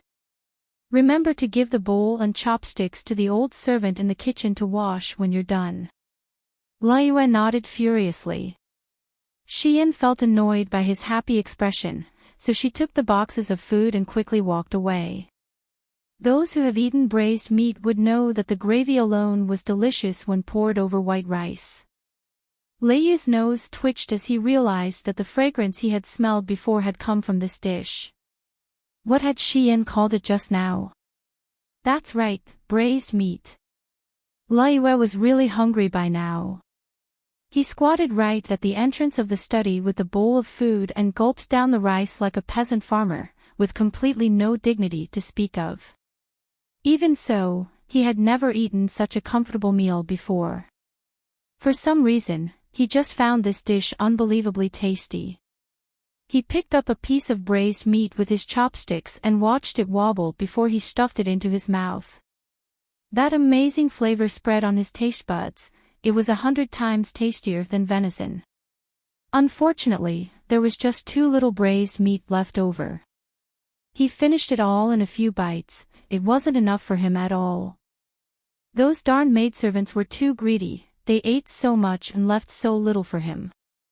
Liyue kept thinking about the food. If there was a whole plate of braised meat in front of him right now, he would definitely be able to finish it all by himself. Furthermore, it would definitely be sparkling clean once he was done. After having another 2 mouthfuls of rice soaked in the gravy from the braised meat, Leiyu's eyes closed in bliss as he savored the taste of the rice in his mouth before swallowing. He finished half of the large bowl of gravy-covered rice very quickly. Meanwhile, the hard-working He-San-Lang in the study was being tortured by the faint fragrance of the braised meat. In the end, he couldn't bear with it any longer. He threw down the book in his hands and walked out of the study. The moment he opened the door, he saw his personal manservant squatting at the entrance like a beggar, wolfing down a bowl of rice. Most importantly, the fragrance emanating from the bowl in his hands was the one that was torturing him in the study. Changdi narrowed his eyes and stared at Liyue with the corners of his lips curled up. Chapter 44, Just Starved to Death. 4. Liyue was in the middle of eating happily. He suddenly felt a chill on his back. When he turned around and saw Changdi, he looked up and abruptly started. He hadn't expected his master to come out at this time. He hurriedly tried to swallow the food in his mouth, but almost choked due to his urgency. Liyue quickly stood up and hid the bowl behind him before bowing in greeting to Changdi. Young master. I asked you to guard the door, but you're enjoying yourself eating out here. Tell me, what kind of food has made you forget all your etiquette? Liyue knew that there was no use in concealing it at this point. He cast his gaze downwards and scratched his head. Young master, it's from the meal that third young madam cooked. These are just some leftovers. They took pity on me and gave it to me after seeing me guarding the door here. Chu Lian. Rage built up in He-San-Lang's heart. He hadn't thought that wicked woman would actually make her maidservants cook after he took the boxes of food away. What made him even angrier was that her servant seemed to have cooked something even better than his meal. Changdi reached out his hand with a cold expression. Liyue looked at his master in a daze, stammering out, Young master, what do you want? Hand it over. He-San-Lang's tone was icy cold, you could almost see the icicles forming in the air. Liyue didn't dare to disobey his order, so he could only hand over the half-eaten bowl of rice to Changdi with a sad expression. Changdi took the bowl and used the light of the corridor to look at it. Although it did smell tantalizing, it had been completely messed up by Liyue. Changdi harumphed in disdain and gave his judgment, vulgar. Liyue lowered his head and didn't dare to speak. However, he was hoping for young master to return the bowl to him in his heart. He wasn't done eating. He-San-Lang shoved the bowl back into Leiyu's hands after looking at it. He turned and entered the study again. He murmured to himself, I was wondering what delicacies that wicked woman could have made. So it was just something like that. Although Changdi said so, he smacked his lips unconsciously and gulped. Liyue quickly finished the remainder of the food in the bowl after taking it back, afraid that third young master would come out and demand it back at any moment. When the entire bowl of gravy-covered rice had entered Leiyu's stomach, he couldn't help but rub his tummy, feeling extremely satisfied. Chu Lian was leaning against the headboard of her bed, holding onto the comedy book while thinking of what to eat the next morning. She had glanced over the ingredients in the kitchen just now, and had actually found some flour. Making steamed pork or shrimp dumplings would be too troublesome, and senior servant Gui surely wouldn't let her do it herself. If it was too complicated, Xian and the rest wouldn't be able to learn the recipe either. After some thought, she decided that wontons were the easiest to make. They just had to roll the skin flat, wrap some vegetable stuffing in the skin, and boil it in a pot. After she finished deciding, Chu Lian tossed away the book in her hands and went to sleep happily. He-San-Lang slept in the study tonight. The next day, when He-San-Lang woke up, he called Liyue in to serve him. However, he found that Liyue seemed a little rushed while helping him into his clothes, as if he was going to hurry somewhere. Changdi watched Liyue for a moment before asking in a low voice, Liyue, what are you hurrying for? Leiyu's hands trembled and he quickly kneeled down to apologize. He Sanlang sat by the bed and adjusted his collar. Tell me the reason or I'll give you a punishment. Decide for yourself. Liyue grimaced and scolded himself for being so greedy in his heart. However, third young master was clearly angry by now. How could he possibly dare to hide it? Replying young master, third young madam is instructing the maidservants to prepare breakfast in the kitchen.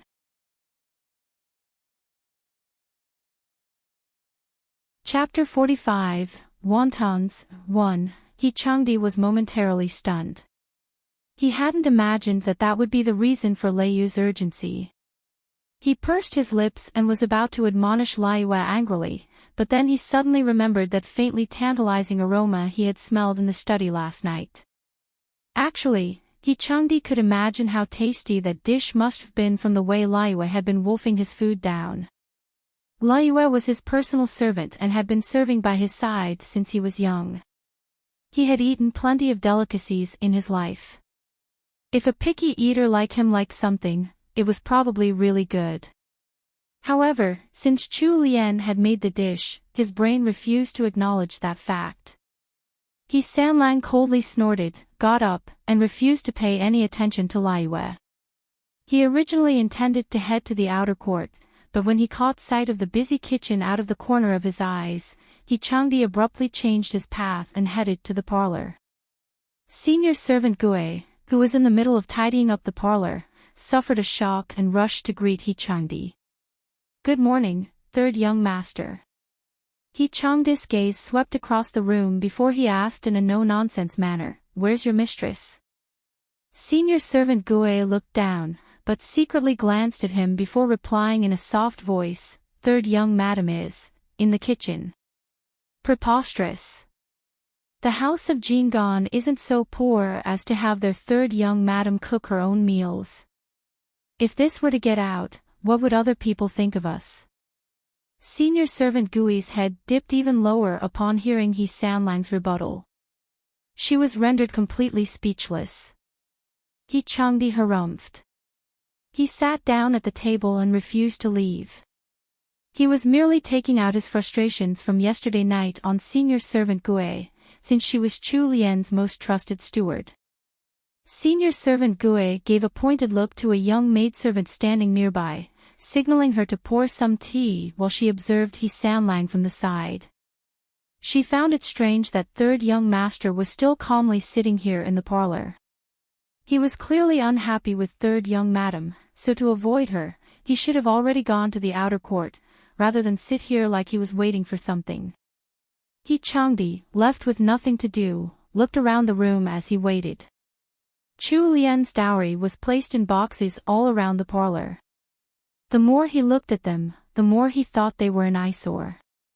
He would have left long ago had it not been for last night's dishes arousing his curiosity.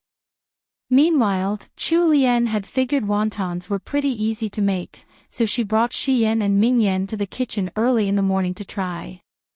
After mincing the meat, they added eggs, spring onions, and garlic. Then, they rolled out the dough and wrapped up the stuffing. By the time the wontons were ready to be cooked, an hour had already passed. Although Chu Lian didn't personally do anything, she had recited instructions to Shi Yan and Ming Yan from the side. It was already early summer by now, and the kitchen was hot, so she was already sweating by the time they were done. She had worn a light, thin pink dress today. The skirt was made of several layers of fabric, and was extremely pretty. After she had finished dressing this morning, senior servant Gue had even complimented her, saying how well it suited her and how she looked like a tender blooming peony.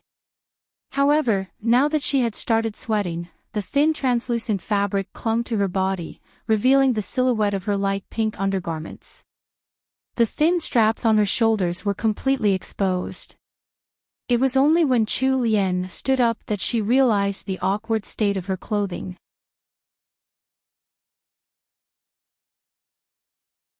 Chapter 46, Wontons, 2. This chapter has been stolen from LoveLore Novels.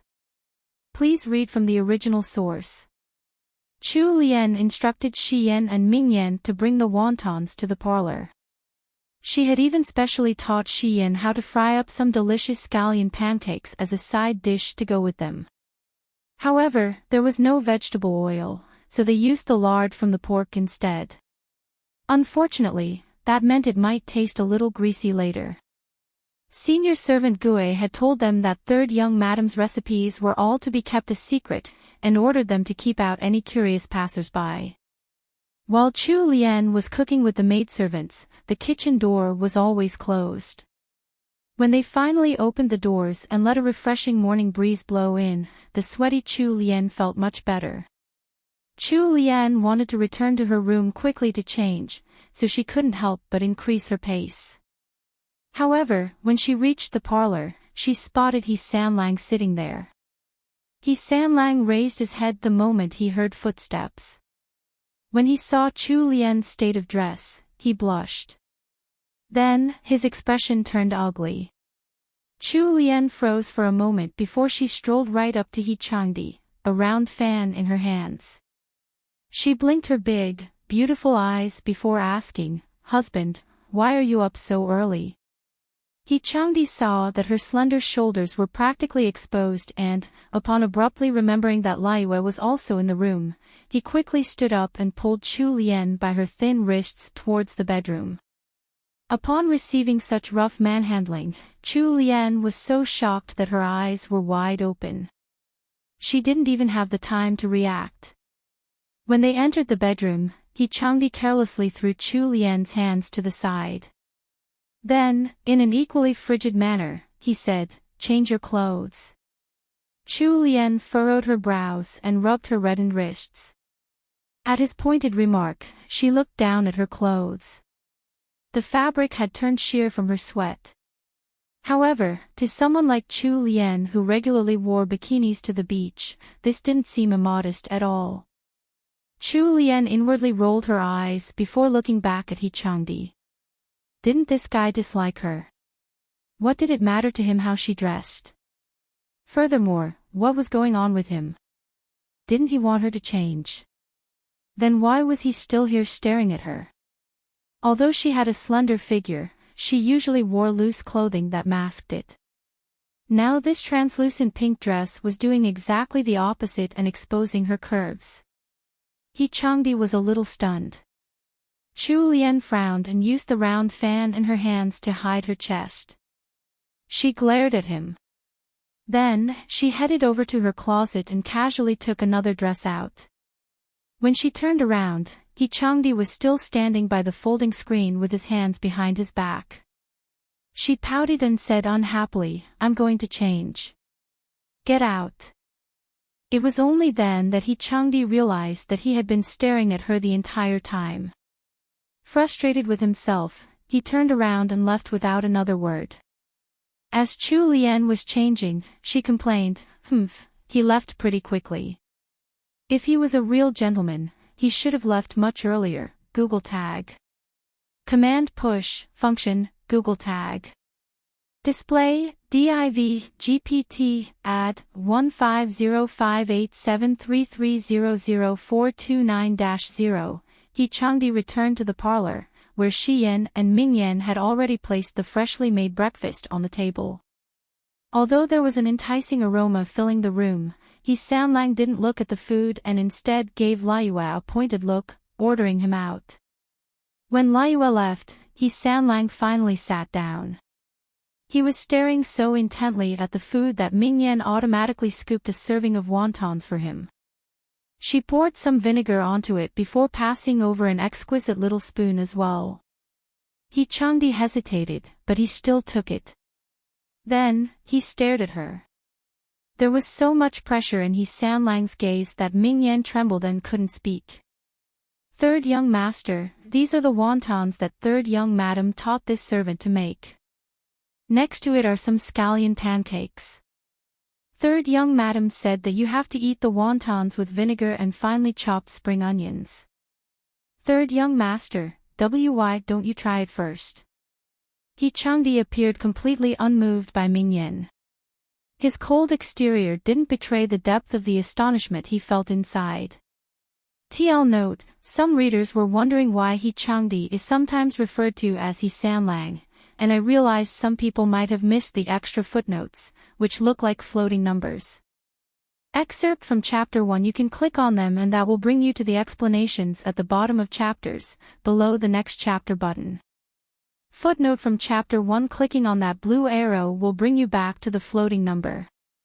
3. I hope this answers your questions and shows you a cool new feature to look out for.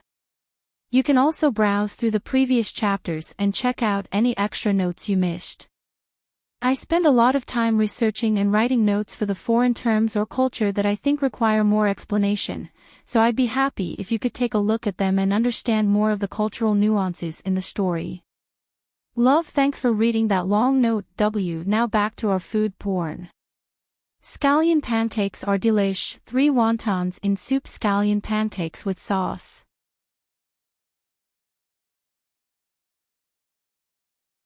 Chapter 47, Bloated from Eating. 1. This chapter has been stolen from LoveLore novels. Please read from the original source. Although the breakfast in front of him looked simple, an enticing aroma was drifting up from it. A memory from last night came unbidden to He Sanlang's mind. Liu was squatting outside his study, wolfing down a certain bowl of food as if it was the last on earth. Sure, it smelled great, but was it really that tasty? Despite his doubts, He Changdi couldn't help but to take up a spoon and stir the contents of the exquisite porcelain bowl before him. The ingot-shaped wontons bobbed in the soup as he stirred, and the scattered pieces of emerald green spring onions drifted near the top of the bowl like aquatic plants in a clear pool. The strong aroma filtered into his nose. Saliva began to gather in his mouth. It was becoming harder and harder to hold back his appetite. He Changdi stared into the bowl like he was under some magic spell, spoon all but forgotten. His pupils began to darken as he was lost to his thoughts. Senior servant Gue, Ming Yen, and the rest of the servants waiting on him couldn't help but gulp at the tense atmosphere. However, in the end, He Changdi still scooped up a wonton into his spoon and blew on it to cool it down before he moved it to his mouth. His handsome face was tilted downwards by just the slightest amount as he bit into that plump, white wonton. The flavor and soup inside overwhelmed his taste buds and caused him to freeze for a moment. Then, the corners of his lips raised.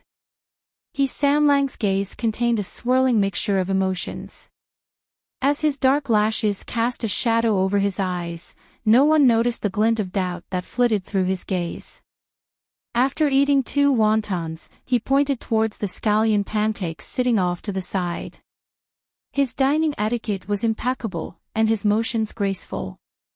Senior servant Gue and the other maidservants couldn't tell what he was thinking at all from his blank expression. Upon seeing him point at the scallion pancakes, Ming Yen could only gather up the courage to serve him. She cut up the golden brown pancake, put the pieces into a smaller dish, before placing it by his side. He Changdi didn't speak and merely picked up a piece of pancake with his chopsticks. He brought it up to his nose and sniffed it first, as if one whiff could tell him if the flavor would be to his taste. His sharp eyebrows furrowed a little, and then, he placed the pancake into his mouth. This scallion pancake tasted very different from the hard flour pancakes and other similar dishes he had eaten in the past. It was thin, and the outer layer was slightly crispy while the inside was soft and savory. Once you took a bite, you just had to have another. He Sanlang was inwardly very satisfied, but he didn't show it on his face at all. He simply pointed at the pancakes again. Ming Yen slightly gaped, but she didn't dare to say a single word. She moved to prepare another pancake, once again serving the small pieces to him in a separate dish. Thus, the handsome and unapproachable He Sanlang sat at the table with an unreadable expression, having the best breakfast of his life. If not for the speed of his chopsticks and the movement of his mouth, as well as the rate at which the wontons and scallion pancakes were disappearing, no one would have suspected that this simple breakfast was, in fact, exactly to his taste. Meanwhile, Chu Lian had changed into a light blue dress and tidied up her slightly messy hair. She used a wet handkerchief to wipe the sweat from her face and neck before sitting down by the bed and fanning herself, finally feeling a little more refreshed. Google Tag. Command Push, Function, Google Tag. Display, div, GPT, add, 1505873300429-0. This wasn't even the hottest time of the year and it was already this tough to bear with the heat. Chu Lian sighed and thought about asking senior servant Gue if they could place some ice in the bedroom to cool it off after breakfast. When Chu Lian finally rose and moved to the parlor again, the first thing she saw was the back of He Sanlang as he sat ramrod straight at the table. Chu Lian frowned. She hadn't noticed it before, but now she realized that He Changdi was also wearing a light blue robe today. With both of them dressed in the same color, it looked like they had done it on purpose to look like a couple. Chu Lian didn't fixate on the thought for long. As she waved away the curtsies from senior servant Gue and the other maidservants in the hall, she suddenly met with senior servant Gue's conflicted expression. Chu Lian tilted her head in confusion. However, senior servant Gue pursed her lips and didn't say anything. Seeing this, Chu Lian didn't think any more of it. She picked up her skirts and moved towards the table. As she was approaching He Sanlang's back, she heard the sound of a spoon clinking against porcelain and quickly came to the realization that he was eating her breakfast. She puffed up her cheeks and glared at his back. Chu Lian suddenly had the urge to taunt him. "Husband, are you?" she began speaking while walking closer. However, when she finally reached the table, she was at a complete loss for words. This He Sanlang was actually a greedy bastard. Although his posture was elegant, his appetite was anything but. He had eaten more than half of the huge bowl of wontons, and there were only 2 out of the 5 pancakes left that she had made. He was even starting on the 4th one right now. No wonder senior servant Gue had given her such a weird look. The corners of Chu Lian's mouth twitched. She sat down by his side with a strange expression, her lips set in a thin, straight line. She quickly ordered Mingyan to serve her a bowl of wontons, afraid that there would be none left if she were a step late. Mingyan also felt rather awkward over the whole situation. After serving the wontons to Chu Lian, she quickly retreated back into a corner. Chu Lian took the last pancake and placed it onto her plate, complaining, "So all that food yesterday really went into that bottomless pit you call a stomach." He Changdi was stunned. How could he not discern the meaning in her words? She was hinting that he ate too much. He Sanlang cast a sideways glance in her direction. He was in a good mood from the delicious meal, so he would let her off this time. Once she saw that he wasn't going to reply, Chu Lian felt that there was no point in taunting him further. She wasn't a petty person anyway. Thus, she turned her attention to eating her breakfast.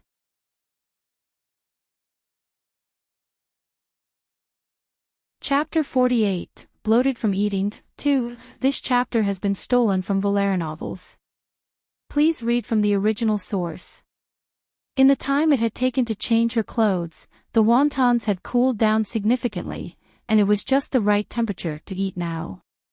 The scallion pancakes were as big as her 2 palms, so Mingyan came over to help her tear them into smaller pieces.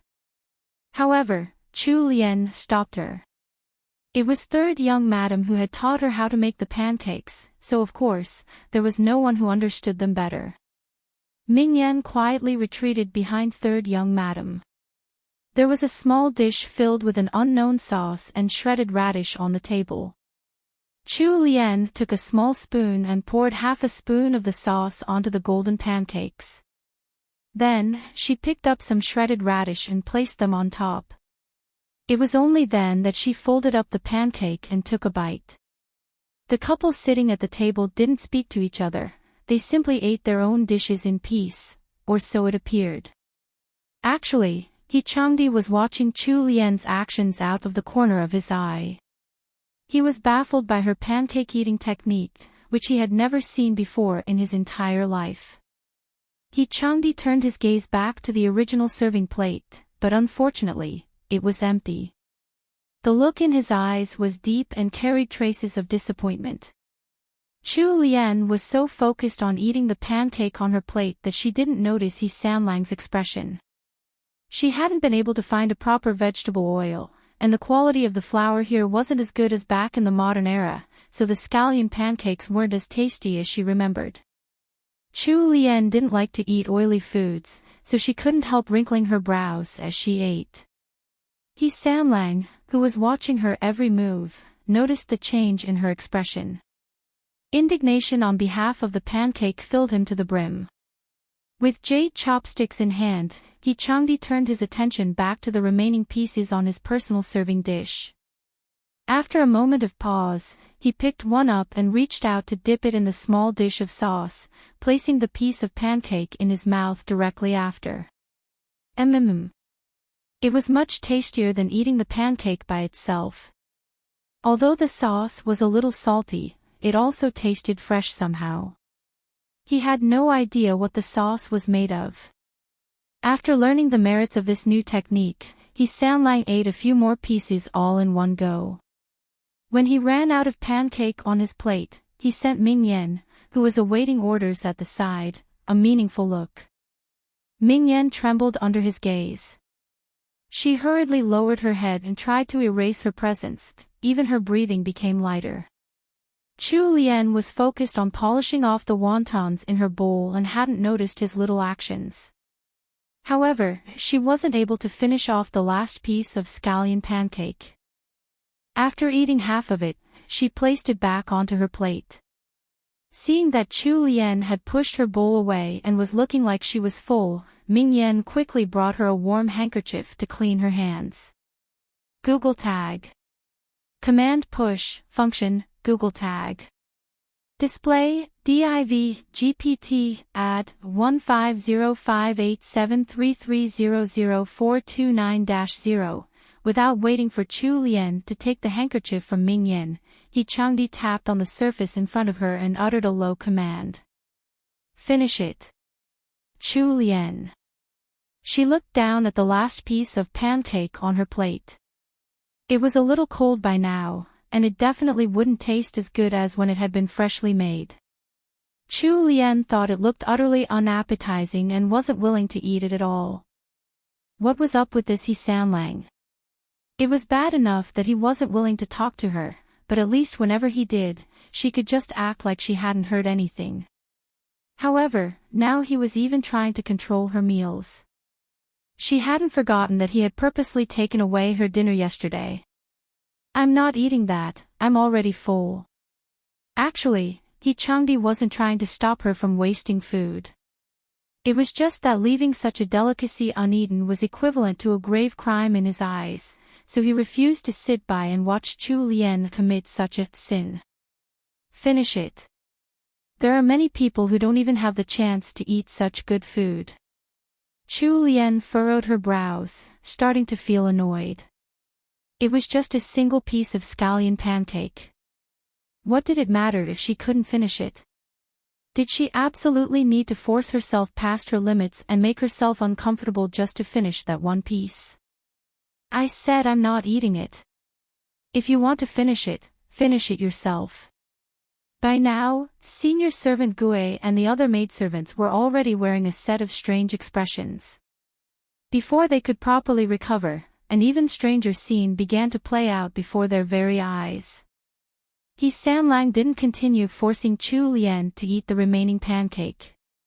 Instead, after giving her an unreadable glance, he reached over to the porcelain plate in front of Chu Lian and picked up the pancake with his jade chopsticks, placing the piece directly into his mouth.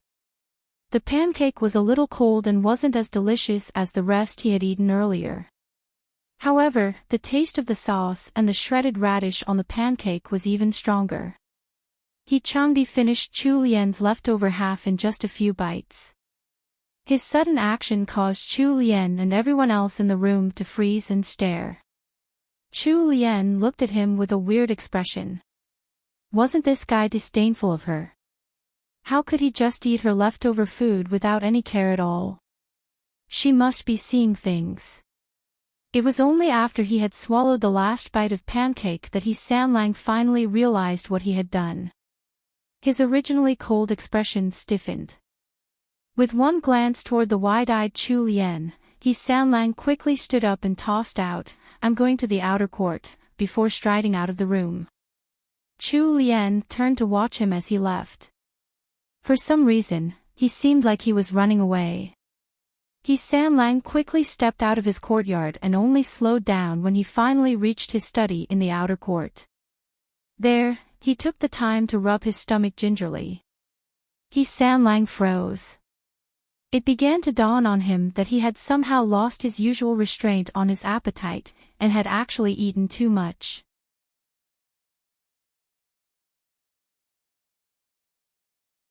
Chapter 49, Prince of Jin, 1. This chapter has been stolen from LoveLore novels. Please read from the original source. After Sanlang entered the study, he wrote a few letters and called for some servants to send them out. Then, at around 11 a.m., he left the estate. In the capital's Yuehong mansion, there was a fragrance-filled private compartment located on the 3rd floor.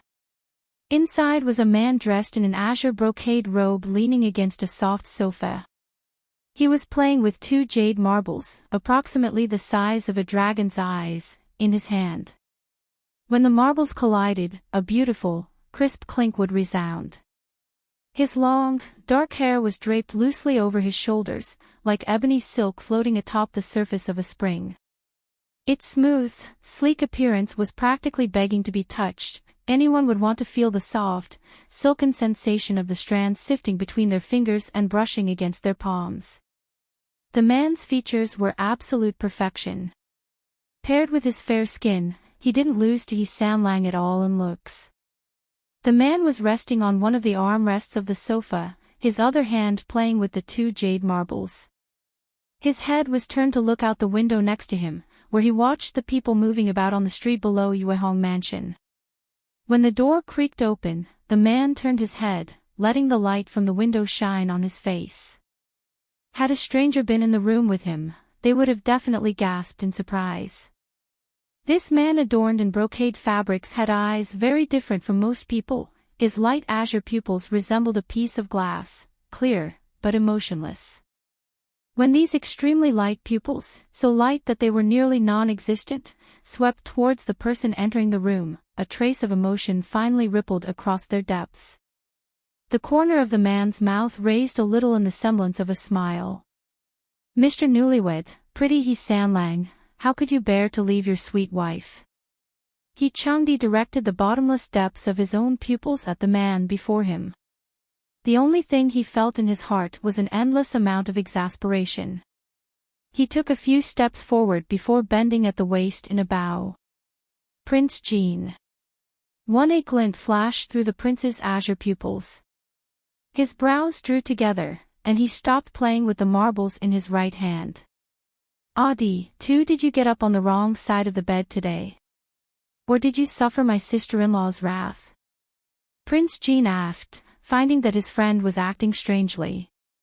When they had met just a few days ago, this guy had still been open and generous. Why did he seem like a completely different person after his wedding, like he had aged a decade in that short amount of time? Changdi sneered. "Newlywed. If his wife wasn't that wicked woman Chu Lian, he might truly be a little happy about his new wife." Prince Jin was the 4th son of the current emperor. He wasn't born from the empress, and was the first son of consort Xian. Prince Jin's maternal grandfather was the grandson of one of the ministers of the court. Starting from when he was 8, Changdi had served as a study companion to Prince Jin for 4 years. Following that, they had studied at the Imperial College together until they had graduated at the age of 16. Although they were registered as students at the Imperial Hanlin Academy, they didn't actually study there. The 2 of them had been good friends for years. Google Tag. Command push, function, Google Tag.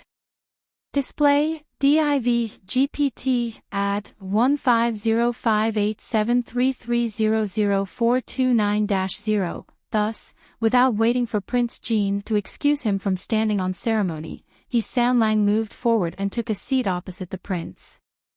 "Your Highness, how is the task I entrusted to you a few days ago progressing?" Prince Jean stared into the shadowed depths of Sanlang's eyes. His relaxed expression finally disappeared. "Audi, tell me honestly. What are you trying to do?" In front of his best friend, Prince Jean even dispensed with addressing himself as this prince. Changdi poured himself a cup of tea.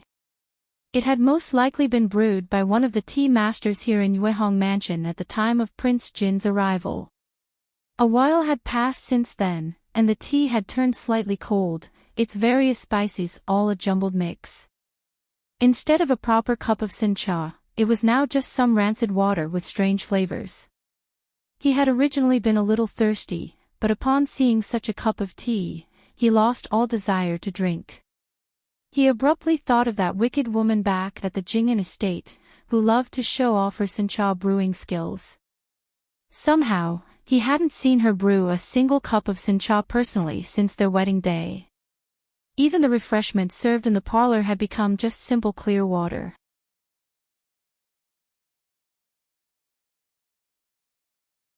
Chapter 50, Prince of Jin, 2. This chapter has been stolen from LoveLore novels. Please read from the original source. Sanlang covered up his teacup as thoughts swirled in his eyes. His gaze shifted to Prince Jean, who was sitting opposite him. "Your Highness, I want to earn my merit through the military." For a moment, Prince Jean froze. The Great Wu dynasty had been founded for close to 30 years. The emperor was in the midst of reorganizing the imperial court, as there were too many founding officials around. There was only one method left for those who wanted to earn some merit and progress quickly through the ranks: military contributions. As for those who wanted to become influential through their qualifications or birthright, even the smart ones would need at least 5 years or more to make it. Although the inner lands of the Great Wu dynasty were currently prospering in peace, the borders were facing significant threats. The southern Xinjiang One people in Mingzhou to the south, the Tuhan and the barbarians in Liangzhou to the north, the Japanese pirates and the Goryeo Two people to the east, even the west border faced the blonde, blue-eyed Uyghurs. 3. Sanlang's father, Count Jing'an himself, was stationed in Mingzhou. Since nothing unusual had happened at the border in recent years and their spies hadn't reported any movement from the neighboring countries either, the border armies had been slowly relaxing their guard. Without any battles to fight, even the most hardened and famous generals would lose their edge. Astonishment flashed through the prince's azure eyes. "Audi, why would you choose the south border? If you want to earn some merit, wouldn't Mingzhou be better? Count, he is there too. Furthermore, the spies have already reported that the southern Xinjiang people are starting to make their move." Although Prince Jean wasn't the heir to the throne, he still had access to some secret documents, thanks to the crown prince. Out of all of his imperial siblings, he was undoubtedly the one closest to the crown prince. A glimmer of light flashed through Changdi's lowered gaze as he said, "As long as my father's there, I won't go." Prince Jean was startled, but he continued on, fretting worriedly as he said, "Audi, although we were given excellent evaluations in the Imperial College and you're skilled at martial arts, you don't have any actual battle experience and you've never led any troops before. You should know better than me what kind of person Imperial Duke Lu is." Imperial Duke Lu was also known as the Great General Qian, who was currently guarding the northern border. He was the man who had taught Prince Jean and Changdi horseback riding and archery when they were young, and he was also a very strict and stubborn man. Going to the northern border under the command of Imperial Duke Lu was equivalent to suffering endless hardship. Furthermore, there would be zero empathy from the Duke himself. It would be a true test of his endurance. Never mind the noble sons, hardly any of the minor official sons would volunteer to go to the borders when they knew suffering and hardship lied ahead. Even though the northern border had been at peace for almost 10 years, Liangzhou had a terrible climate where winters were extremely cold and summers were extremely hot. There weren't any good farmlands, and all the eye could see was only the endless, dry expanse of dull grassland, occasionally cut by the army tents pitched out in the wilderness. If they tried to go further north, there was a tall, snowy mountain. It was very different from the bustling of the capital and was nearly primitive in nature. Frankly speaking, even criminals wouldn't be exiled to such a place. The citizens of Liangzhou City reportedly never saw a single grain of rice from their harvests all year round. Although the city was half the size of the capital, it didn't even have 1/20th of the population. If he could manage to earn some military achievements in the northern border, then all would be fine. However, if he failed, there was a rule at the border that stated that all soldiers without military achievements would have to stay there for a whole 5 years. Google Tag. Command Push, Function, Google Tag. Display, div, gpt, add, 15058733000429-0, 5 years.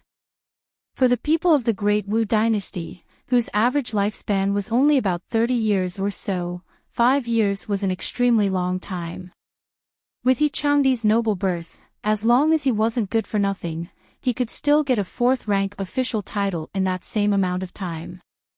Rushing off to the northern border like this without considering the consequences was practically a gamble in Prince Jin's eyes. And a reckless gamble at that. How simple did he think it was to earn merit at the northern border? Firstly, would he even be able to find an enemy powerful enough to earn achievements for defeating? Secondly, once he encountered such an enemy, would he even be strong enough to take them down? If something went awry, what would happen to the He family? And what about him? Was He Changdi even thinking about his best friend? Your Highness, I've already made up my mind. Prince Jin's unusual azure eyes locked onto He Changdi. His stare was unwavering, searching for where he could pierce through his defenses and figure out what this best friend of his was thinking. Audi, you have to give me a good reason. Otherwise, I'm not going to help you.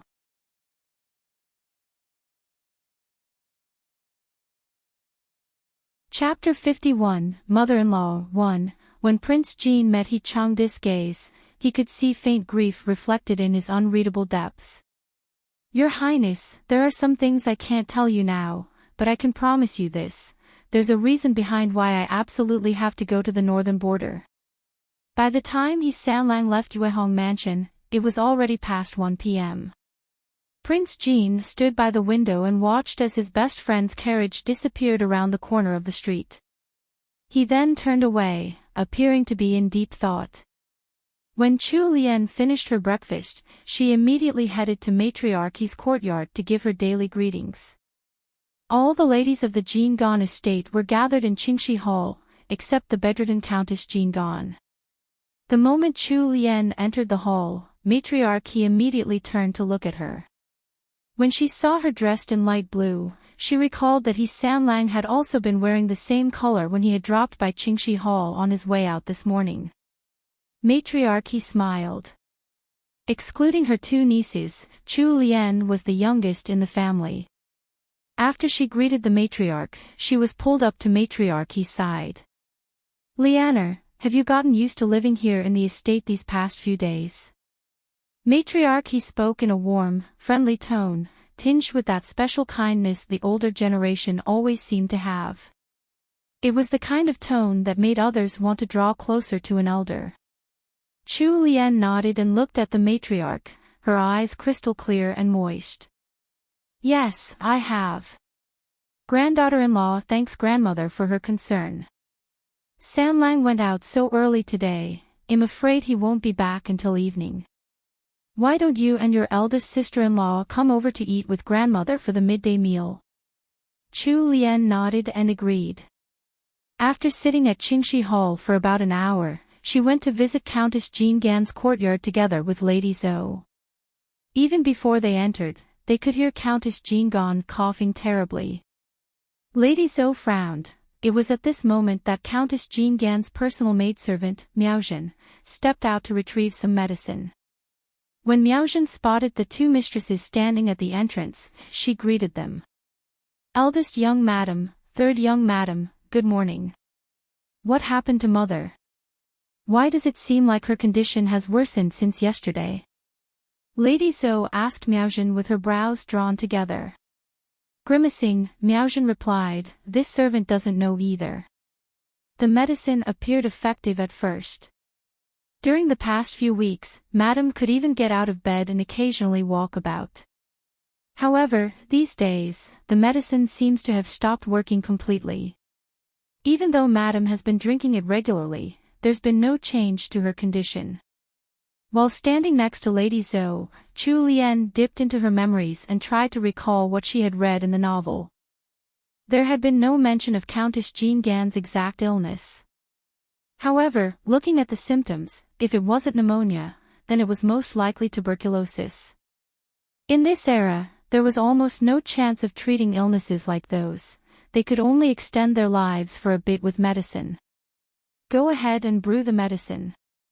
I'll go in to look at mother with my sister-in-law. By the time they finished visiting their mother-in-law, Lady Lu had already gone to sleep from exhaustion. Her face was extremely pale. Even while sleeping, she still looked haggard from her extended illness. They heard from Miaozhen that Lady Lu hadn't had a proper meal in days. She couldn't keep anything down due to her sickness. She had been able to eat those pastries that Cook Shou had made previously, but now that Cook Shou had passed on, Countess Jean Gan wasn't able to stomach eating anything else.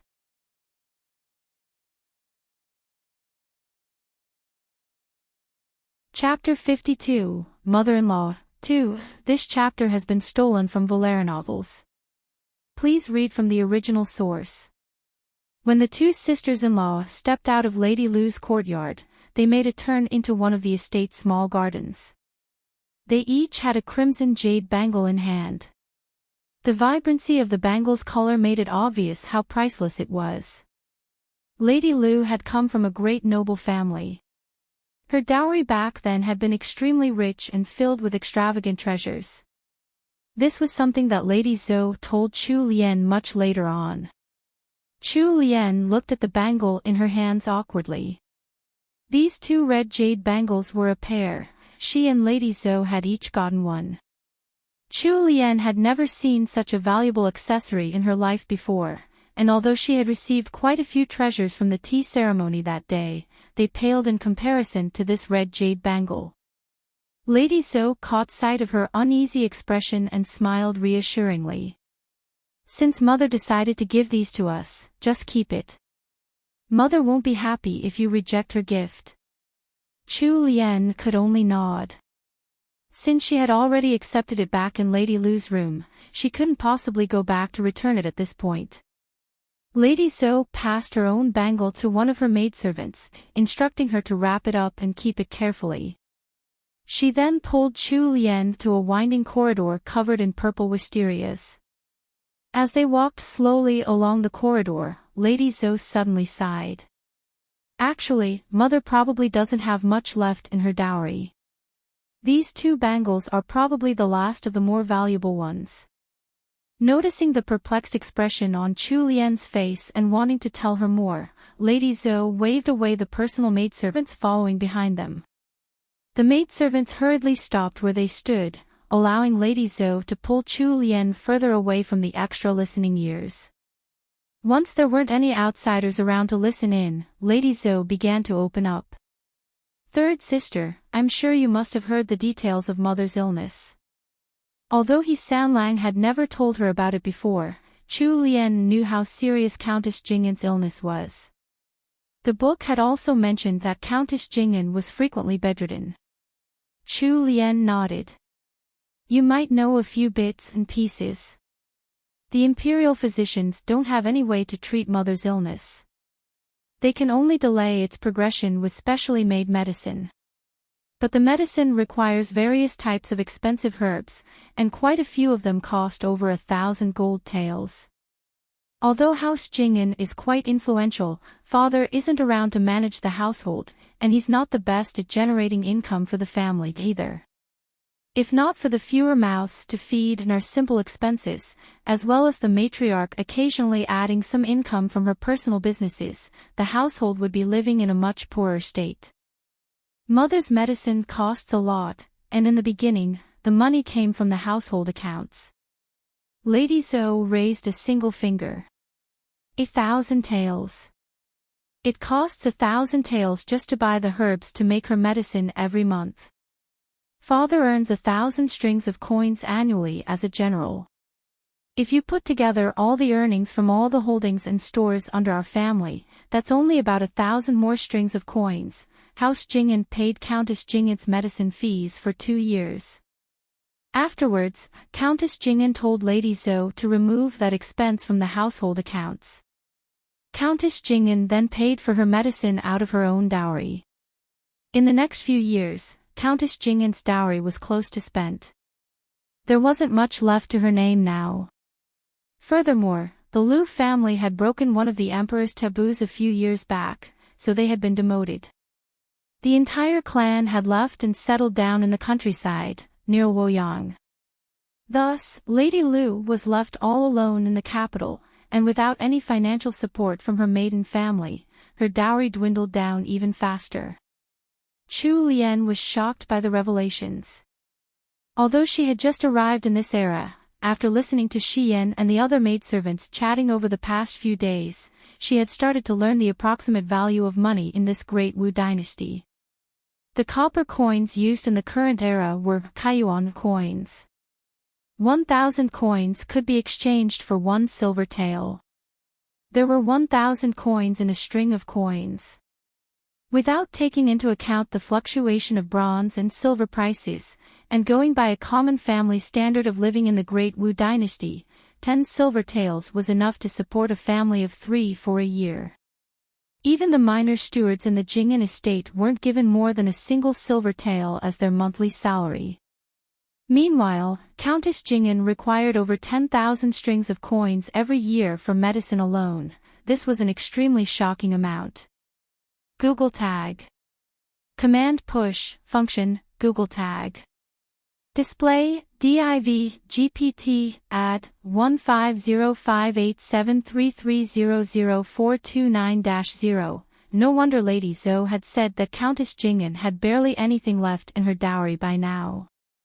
Count Jing'an's annual salary was only enough to cover a month of medicine costs for Lady Liu. Seeing the surprise and shock in Chu Lian's eyes, Lady Zoe patted her hand. I'm not telling you all this to put any pressure on you. I only wanted to let you realize how well Mother treats us, despite how poor she is. I hope you continue to treat her well in the future. TL note, 1,000 bronze coins equals 1 string of bronze coins equals 1 tael of silver.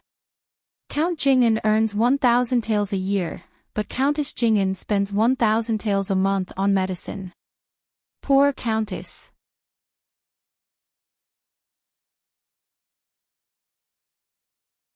Chapter 53, Dowry, 1. This chapter has been stolen from LoveLore novels. Please read from the original source. Chu Lian nodded. Of course she was going to treat her mother-in-law well. Although she had only met Lady Liu a few times, Chu Lian could tell that her mother-in-law was a person of integrity, someone kind and gentle. If she wasn't, matriarchy wouldn't have doted on her so much, at least, not to the point of personally visiting Lady Liu's courtyard. The fact that she did said a lot. By the time the two of them finished their stroll and returned to Qingxi Hall, it was nearing lunch. When senior servant Liu saw that the 2 young madams had arrived, she called for the maidservants to begin serving the meal. Lady Zoe's 2 daughters had already been brought to the parlor by their nursemaids and were seated. With the support of her maidservants, matriarchy also settled down into her seat. The round table was quickly filled with dishes. However, despite the happy sight that the feast made, matriarchy sighed. All the ladies in our family are here, except for your mother. If only she were well enough to sit here with us. After matriarchy's words, everyone at the table sunk into silence. Senior Servant Lou noticed that the atmosphere had turned bad and quickly tried to change the topic. "Madam, look here, there's Hazma today." Hazma was one of the most valuable food ingredients. It was good for beauty and keeping the lungs healthy. In the modern era, it was famous for its expensive price tag. Although Chu Lian was a foodie, due to her economical constraints, she hadn't actually seen any dishes made with Hazma before. After hearing Senior Servant Lou point out the Hazma, Chu Lian shifted her gaze over and saw a small enamel bowl with a green turtle pattern. It was half filled with something black. Chu Lian. This was Hazma. Chu Lian couldn't suppress the corners of her mouth from twitching. She really should have known better. Considering the events that had transpired over the past few days, she should have just dropped any and all expectations she had for the cuisine here. There was no hope for this damned Great Wu Dynasty's food. She was better off expecting nothing. That way, at least she wouldn't be disappointed all the time. She wouldn't have minded if it were any other ingredient, but this was Hazma. Even if you had the money, you wouldn't necessarily be able to buy it. They actually placed it in a wok and just boiled it. Just like that. And they even made it into something this black and unappetizing, like it was some poisonous, dark arts cuisine. Who would even dare to eat this? Chu Lian's interest had been piqued at first, but upon looking at a Hazma dish like this, she just couldn't gather up the desire to eat it at all. Chu Lian shrunk back into her seat. Someone else could have that delicacy instead. After Senior Servant Lou reminded her of the highlight of the meal, Matriarch He immediately recovered from her sadness and smiled at her two granddaughters-in-law. The Empress Dowager was the one who sent over this Hazma. It's a very rare delicacy. It's good for women, so why don't the two of you share it later on? Lady Zhou had eaten Hazma before it and knew of its benefits. Some of her anticipation shone through in her eyes, but Chu Lian really didn't have the courage to eat that black dish. She courteously said, "Since there's so little Hazma, why don't you have it, grandmother? My body is perfectly healthy, there's no need for me to eat it." Since Chu Lian had said so, it wouldn't be seemly for Lady Zhou to take all of the Hazma for herself, so she said something along the same lines. Google Tag. Command Push, Function, Google Tag. Display, div, gpt, add, 15058733000429-0. They weren't able to change Matriarchy's mind, so Senior Servant Lou split the bowl of black Hazma into 3 portions. It wasn't suitable for children to eat, so they didn't give any to the 2 young children present. Senior Servant Lou was smiling as she passed a white bowl containing the Hazma to Chu Lian. "Third young madam, you're quite lucky, aren't you? Even the Empress Dowager might only get to eat Hazma once or twice a year. You've managed to come at just the right time to have some." Chu Lian felt awkward and wanted to cry. She didn't want to be here right now, okay? Not if it meant she had to eat that. Finally, she had no other choice. Chu Lian forced that small bowl of black Hazma into her mouth and down her throat. Honestly speaking, it tasted terrible. The Hazma had been fried and boiled so much that it was now too salty to even taste. The only thing her tongue could discern when she put it in her mouth was salt. All of the original flavor had been completely lost. After she finished eating it, she quickly washed it down with a bowl of tasteless soup. This meal she had at Qingxi Hall was one of the most painful she had ever had.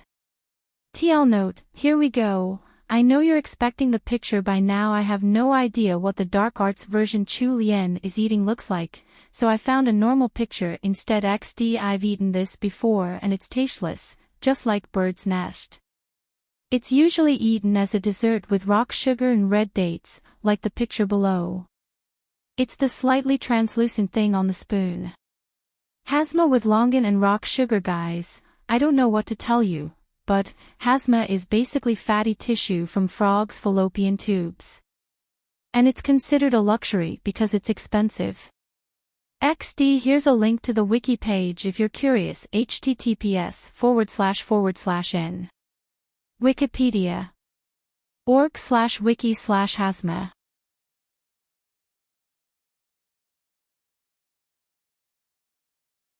Chapter 54, Dowry, 2. This chapter has been stolen from LoveLore novels. Please read from the original source. Chu Lian had swallowed down the hasma like it was bitter medicine. However, she saw that Matriarch He and Lady Zhou were slowly savoring it. They would alternate between taking a single bite of hasma and drinking a mouthful of soup, as if they were eating some rare delicacy. If she hadn't personally seen that charred hasma being split between the three bowls, Chu Lian might even have thought that they had been served different dishes. All the tea served here was sincha. Chu Lian didn't dare to deviate too much from common sense in front of Matriarch He. Essentially, she was stuck. She couldn't ask for another drink, but she couldn't stomach drinking the sincha either. After the meal, Matriarch He and Lady Zhou were given wet handkerchiefs by the maidservants. They then elegantly dabbed at their lips and rinsed their mouths. Matriarch He wanted to take a nap in the late afternoon, so Chu Lian took the chance to escape back to her own Songtao court. She really didn't dare to stay any longer, lest Matriarch He force her to eat something else equally weird. He Sam Lang still hadn't returned in the afternoon. When Chu Lian got back to her courtyard, the first thing she did was gulp down 3 cups of plain water before gargling with some fine salt. Only then did she manage to get rid of that strange taste in her mouth. After being tormented for half the day, Chu Lian was finally able to rest. She leaned against the sofa by the window, relaxing as she enjoyed the cool summer breeze. It was gentle as it blew in from the outside, perfectly comfortable to take a nap in. Xian and the other maidservants noticed how drowsy she looked. They brought over a thin blanket to drape over her before they quietly retreated, leaving her in peace. When Chu Lian finally woke up, almost 2 hours had passed. The moment she raised her arm, she caught sight of the red jade bangle on her wrist and thought of what her sister-in-law, Lady Zhou, had told her that morning. She wrinkled her brows for a moment before calling out, "Xian." Xian hurriedly walked in. "Third young madam, do you have any orders for this servant?" Chu Lian got up from the sofa. Her right hand toyed with the lustrous bangle on her left wrist as she said, "Let's go. I want to look at my dowry in the storeroom." "Ah. You want to look at your dowry?" Xian clearly hadn't expected that Chu Lian would abruptly ask for something like that. The dowry had been selected before the wedding, and Chu Lian had overseen the addition of every item on the list. She was probably the one who knew best how much everything was worth. Why did she still want to look at the dowry? "Yes, what's wrong? Am I not allowed to look at my own dowry?" Xian quickly shook her head.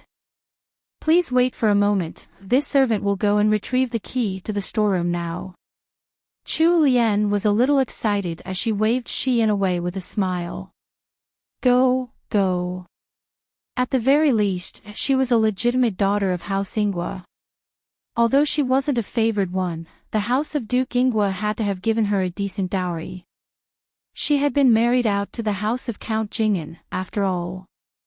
In her previous life, she had had to earn every single cent of her money. However, after coming to the Great Wu Dynasty, she had gotten a fortune that was all hers without having to do anything at all. Just thinking about it made her quite happy. Google Tag.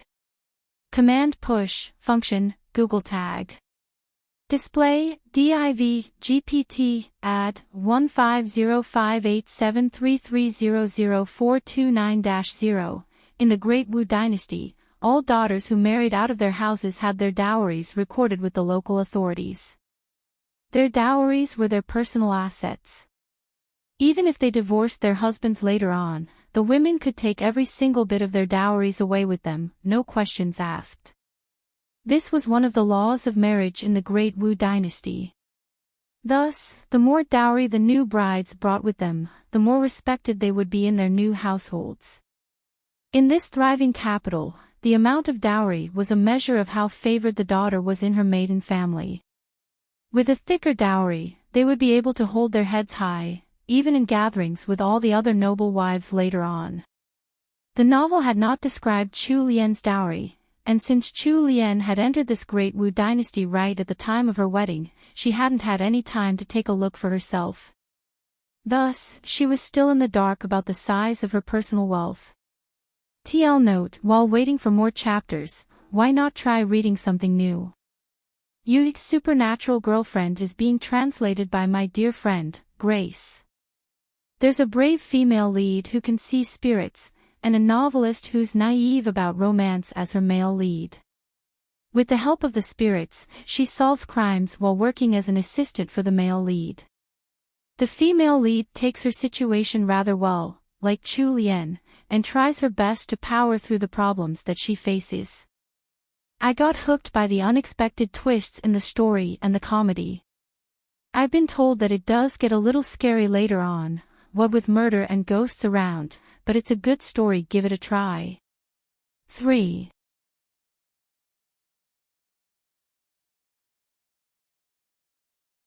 Chapter 55, Dowry, 3. This chapter has been stolen from LoveLore novels.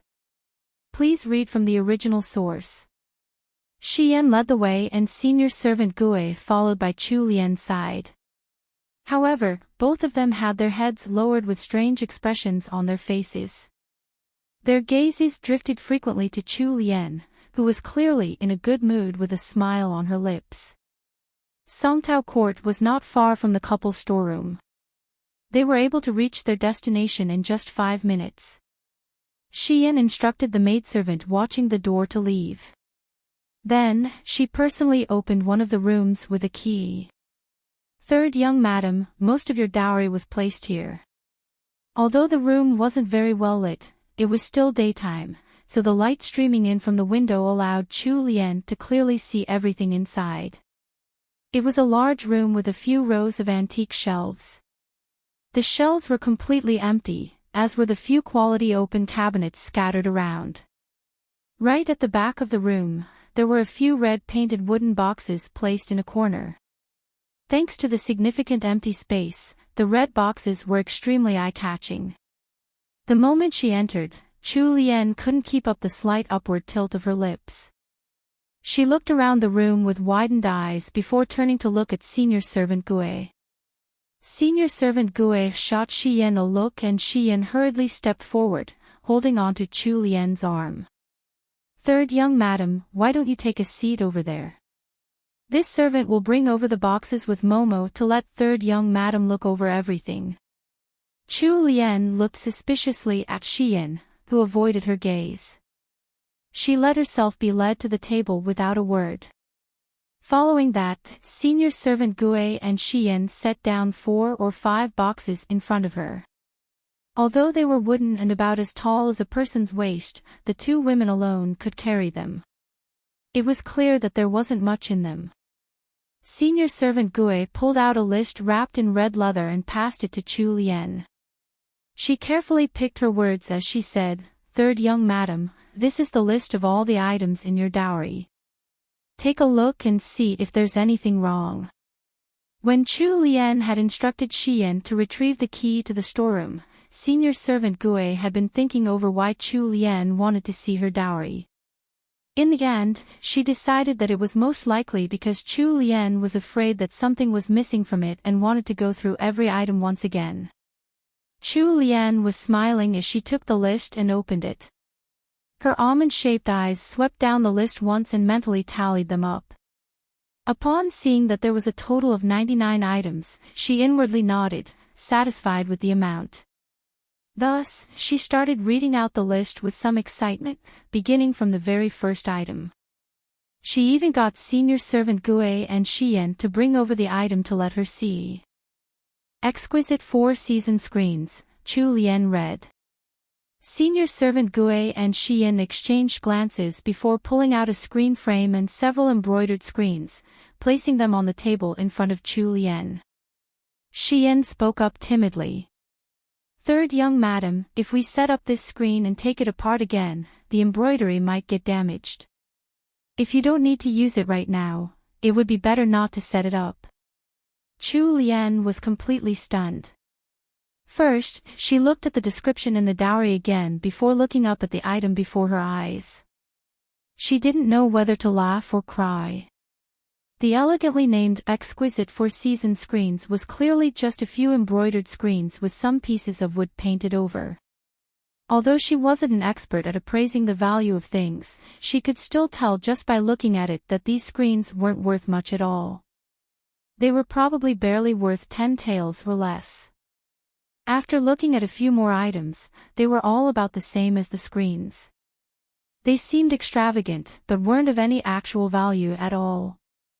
While a little pretty, they were nothing compared to real treasures. Google Tag. Command Push, Function, Google Tag. Display, div, gpt, add, 1505873300429-0. Finally, Chu Lian got too lazy to look at the rest of them. She waved her hand and got senior servant Gue to close all the boxes and put them back.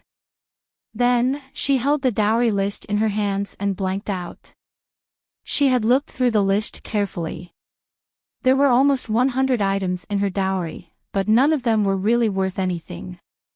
Judging by senior servant Gue's attitude, the only thing of value was a small yellow jade seal. She had already taken it out and personally put it into the pouch she carried with her at all times. Other than the 100 items here, there was nothing else. There were no shops, no holdings, or even any farmland. Not a single one. Chu Lian laughed bitterly to herself in her heart. So she wasn't really all that lucky after all. Compared to Lady Lu's dowry, her dowry was way too shabby.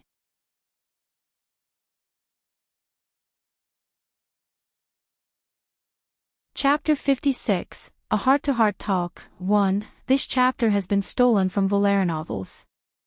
Please read from the original source. She folded the dowry list back up and began to play with it, tapping it against her other palm. Chu Lian abruptly asked, Momo, I can't really remember. Was there any money in my dowry? Senior servant Gue cast a careful glance at her.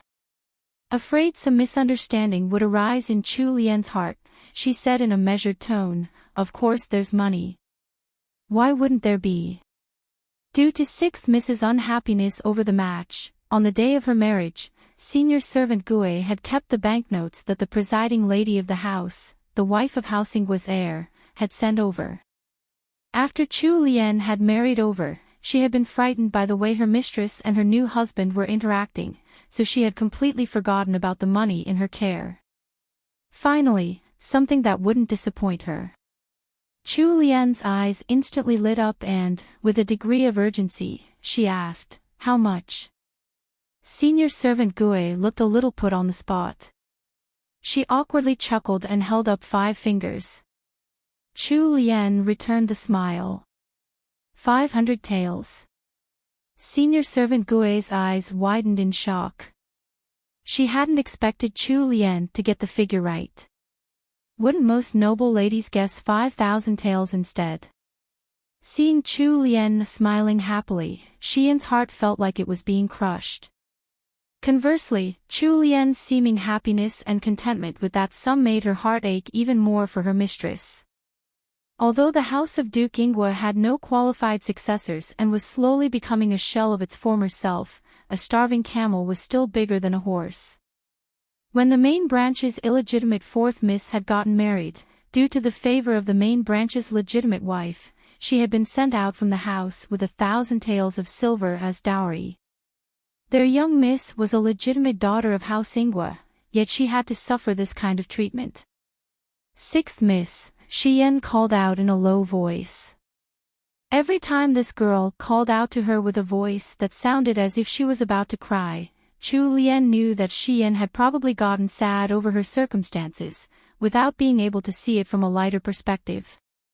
So, when Chu Lian spoke again, it was with a clear, calm voice. What's there to be sad about? 500 taels isn't a small sum either. A family of 3 can live for a year with 10 taels. Furthermore, my mother died when I was young. Are you really expecting a motherless child to be treated the same as a child with a mother? Although my dowry's a little small, I've married a good husband, haven't I? The family elders here are all easy to get along with, too. What is there to be unhappy about? I've already accepted all this, so can't you guys accept it too? Anyway, who cares if there's less money? We just have to earn more ourselves. In this world, there's nothing easier to solve than a lack of money. Buried in Chu Lian's words were her incredible self-confidence and willpower. She had been able to stand strong and unyielding in order to survive in that technologically advanced world, where humans had become even more twisted. How could the simple civilization of this great Wu dynasty pose a problem to her? To enjoy life, you have to be able to bear with its stresses. This was something a smart woman should know. Senior servant Gue and Xian were shaken by Chu Lian's words. Since senior servant Gue was older and more experienced than Xian, she recovered a little more quickly. She nodded, gratified that the tender, young flower she had raised had finally broken free from its bindings and blossomed into a beautifully fragrant bud. Chu Lian was no longer a single, lone sprout that was struggling to grow in a swamp. However, Xian was still in a daze. Chu Lian's sweet, clear voice was still ringing in her ears. In this world, there's nothing easier to solve than a lack of money. Google Tag. Command push, function, Google Tag. Display, div, gpt, add, 1505873300429-0. What an arrogant, yet confident phrase that was. How many humans in this world would toil their lives away, maybe even to the point of throwing away their lives, for the sake of a few dirty, copper coins? The saying, everyone works for money, didn't spring up from nothing. Xian could almost see a faint, white glow around Chu Lian. It was almost like she was a god who should be revered by all men. She realized that her mistress was looking at her with a gentle gaze. Suddenly, immense relief flooded through her. The unfair treatment at the Ingguo estate and the old grievances buried inside her instantly turned into tiny golden specks and disappeared. Yes, as mistress commands it. This servant will always obey. 6 Mississippi. Chu Lian tilted her head. Upon seeing that Xian had burst into a bright smile, exposing her 2 cute little canines, Chu Lian also felt happy for her. This girl had complex issues hidden in her heart. If she could let go of all her mental burdens just like today, then maybe she wouldn't die in vain like Chu Lian had. TL note, thanks to suggestions from readers on Discord and also comments asking for teasers. I'll be trying out something new this weekend. Go to the next chapter page for a teaser game, winking and laughing.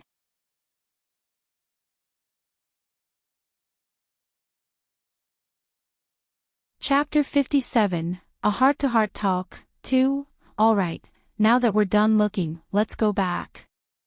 Chu Lian stood up and led senior servant Gue and Xian back to Songtao Court.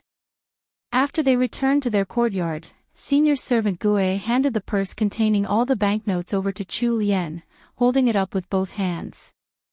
"Third young madam, this is the money that the lady of the house gave to me to keep for you on your wedding day." Chu Lian took the purse and opened it up. As expected, there was a stack of 100 tael notes, 5 in total. They were all issued by Datong Bank. She took out one note and held it out to senior servant Gue. "Momo, keep this 100 taels in case of emergency. I'll keep the rest." Senior servant Gue waved her hands as she looked at the 100 tael note. "No, no. This is third young madam's dowry. How could this old servant keep it? Rest assured, we don't need to spend any money within the estate. There won't be any emergencies at all." As she finished speaking, the corners of her eyes turned red. Thinking back to the days in the Ingwe estate, Sixth Miss had always hoarded her money like it was treasure, afraid that these lowly servants would find her money and steal it. Although senior servant Gue didn't hold that kind of behavior against Chu Lien, she couldn't help but feel that small distance between them. As close as they were still master and servant in the end. A grudge would be the worst thing that could come between them. Chu Lien smiled. Of course she could guess what senior servant Gue was thinking. She inwardly pursed her lips, scolding the original, Chu Lien, for being too silly.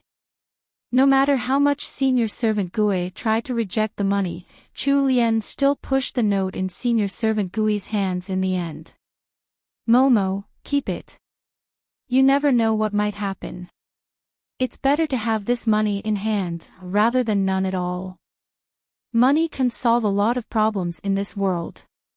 Anyway, I still have 400 taels with me. It's not a small sum at all. I've finally learned to let go of some things.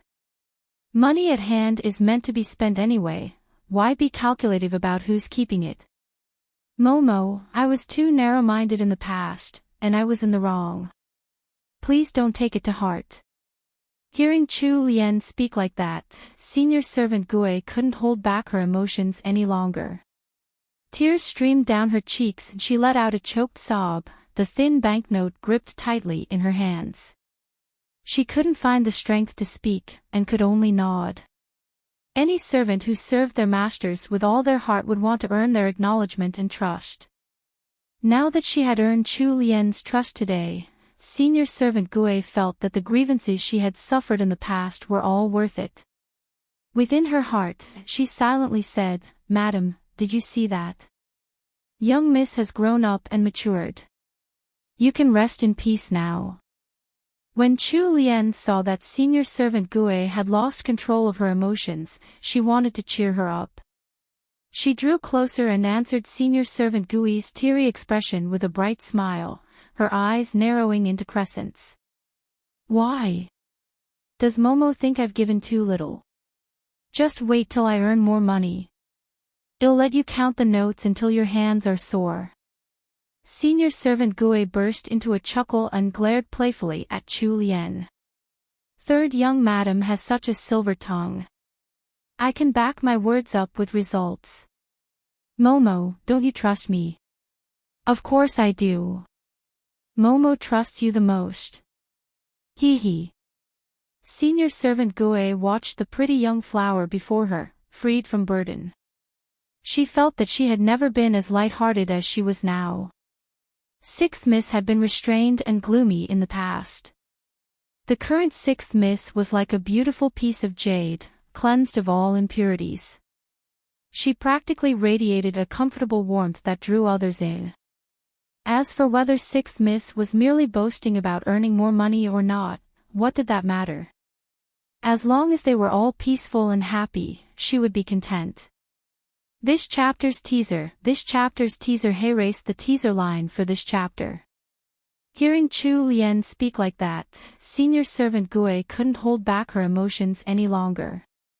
Tears streamed down her cheeks and she let out a choked sob. What do you think happened?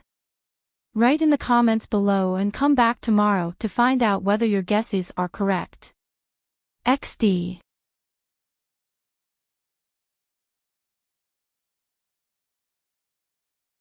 Chapter 58, Returning Home Late, 1. This chapter has been stolen from LoveLore novels. Please read from the original source. He Sanlang only returned to the estate when night fell. He stopped over at Qingxi Hall before returning to Songtao Court. After spending the entire day running about and meeting up with others, he hadn't eaten much in the way of food, but he had taken plenty of drinks. Liyue could clearly sense the slight pressure hanging around his master today. There was a cold expression adorning his handsome face, hidden in the shadows as he moved about the grounds.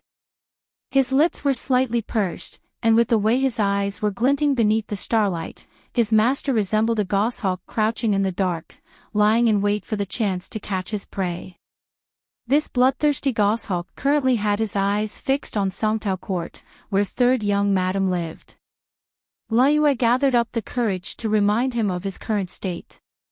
Young master, it's getting late. You've drunk quite a lot outside. Perhaps it might be better to go to bed early today. Right after Liyue finished speaking, Changdi strode into the courtyard without even giving him a glance. When the two older servants guarding the door saw that the young master had returned, they quickly bent in greeting. Changdi stood in the corridor outside the parlor after entering Songtao Court. He looked towards the main bedchamber, which was already shrouded in darkness, and the corners of his mouth tugged upwards indifferently. As expected, this wicked woman had never treated him as her husband, just like in their previous life. She wasn't concerned at all even though he had returned late. He thought that things would be different this time, seeing how she had been acting these 2 days, but he was clearly just being stupid for even hoping so. Liyue didn't dare to say anything else and simply followed Sanlang to the study. When Liyue cast a sideways glance at his master, he noticed the dark circles under his eyes and his unhealthy complexion. Then he recalled the earlier string of meetings where his master had been drinking but hadn't had a bite to eat. He immediately said, "Young master, this servant will go to the kitchen and bring you some soup to help you sober up."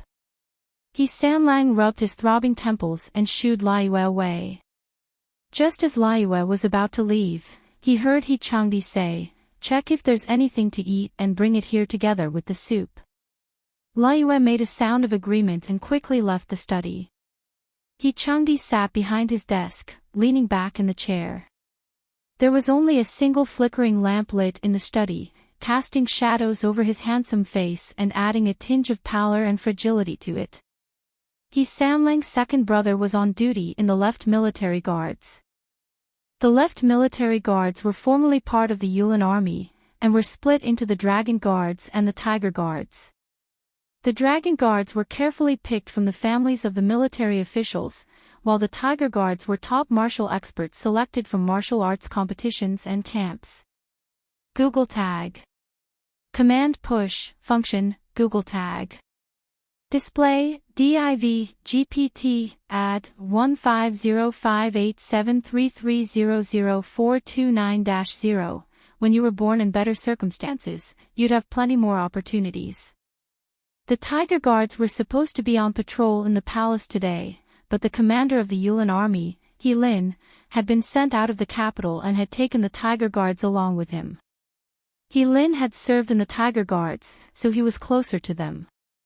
Thus, patrol duty had fallen to the Dragon Guards.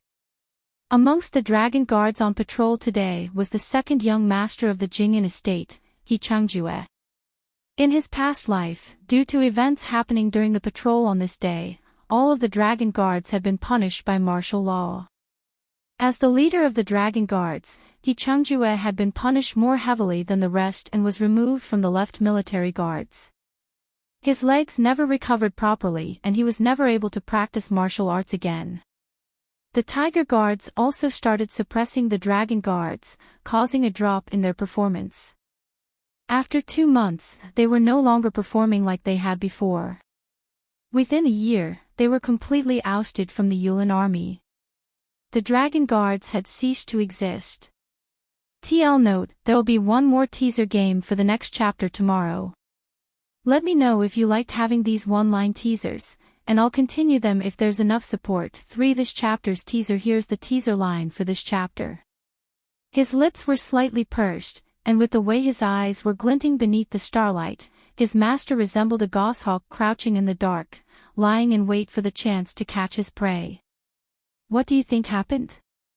Write in the comments below and come back tomorrow to find out whether your guesses are correct. XD.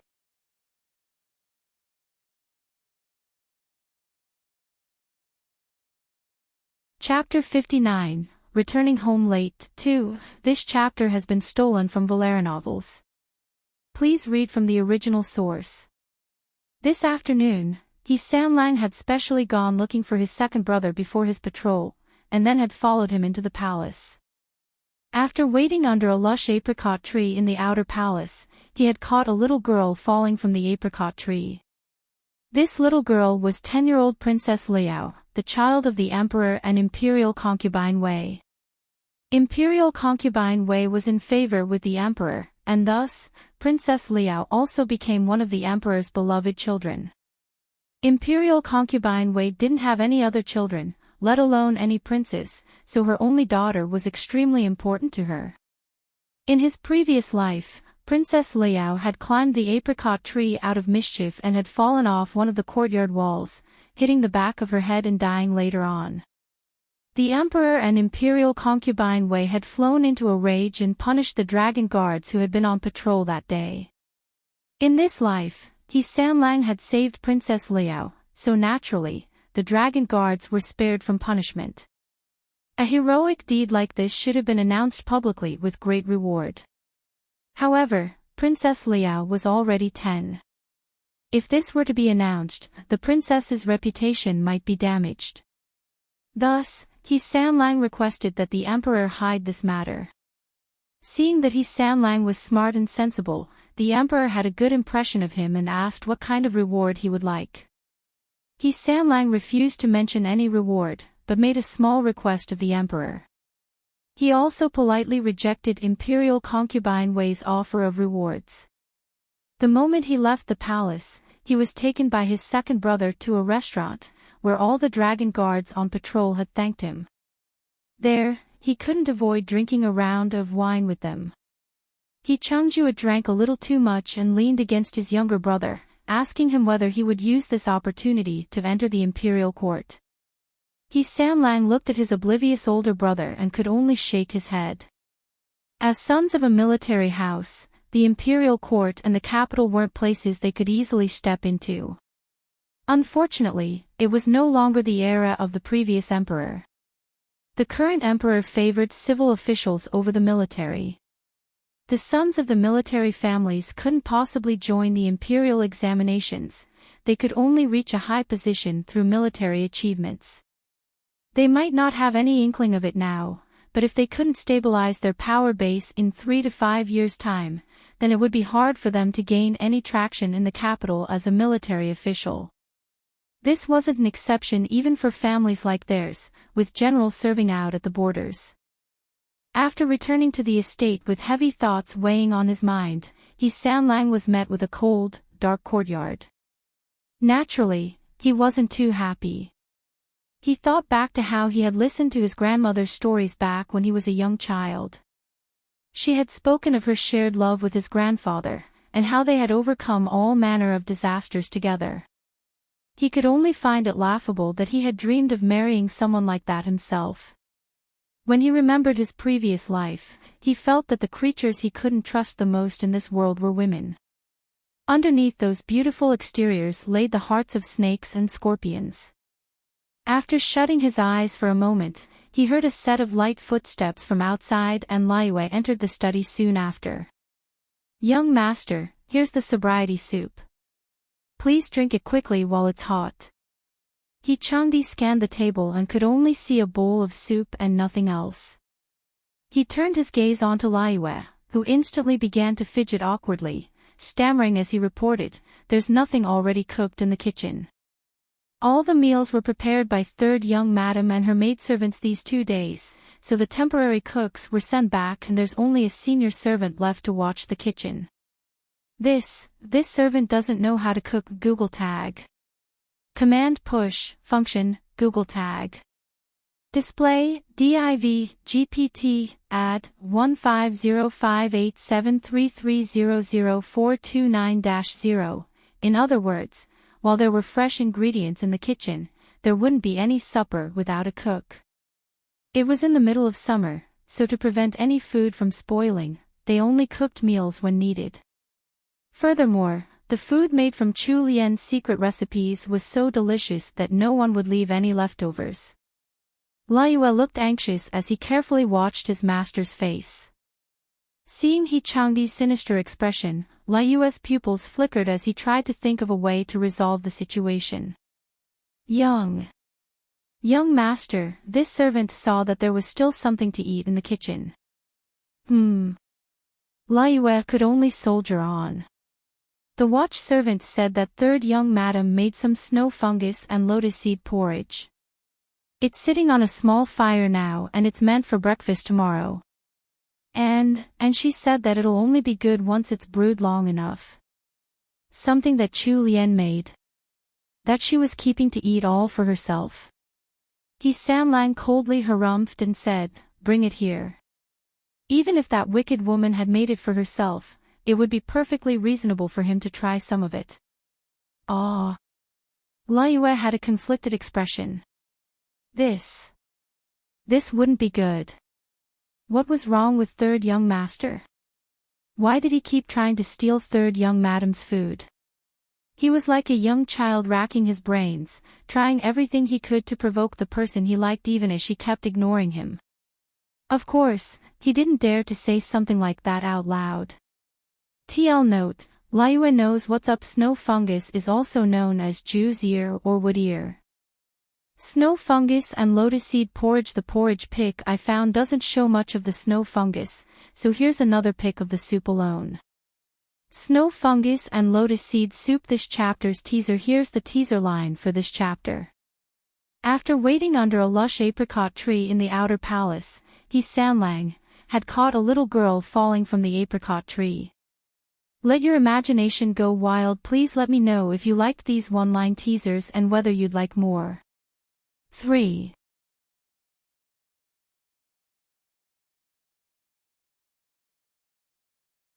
Chapter 60, Abandoning his wife and entering the army. 1. This chapter has been stolen from LoveLore novels.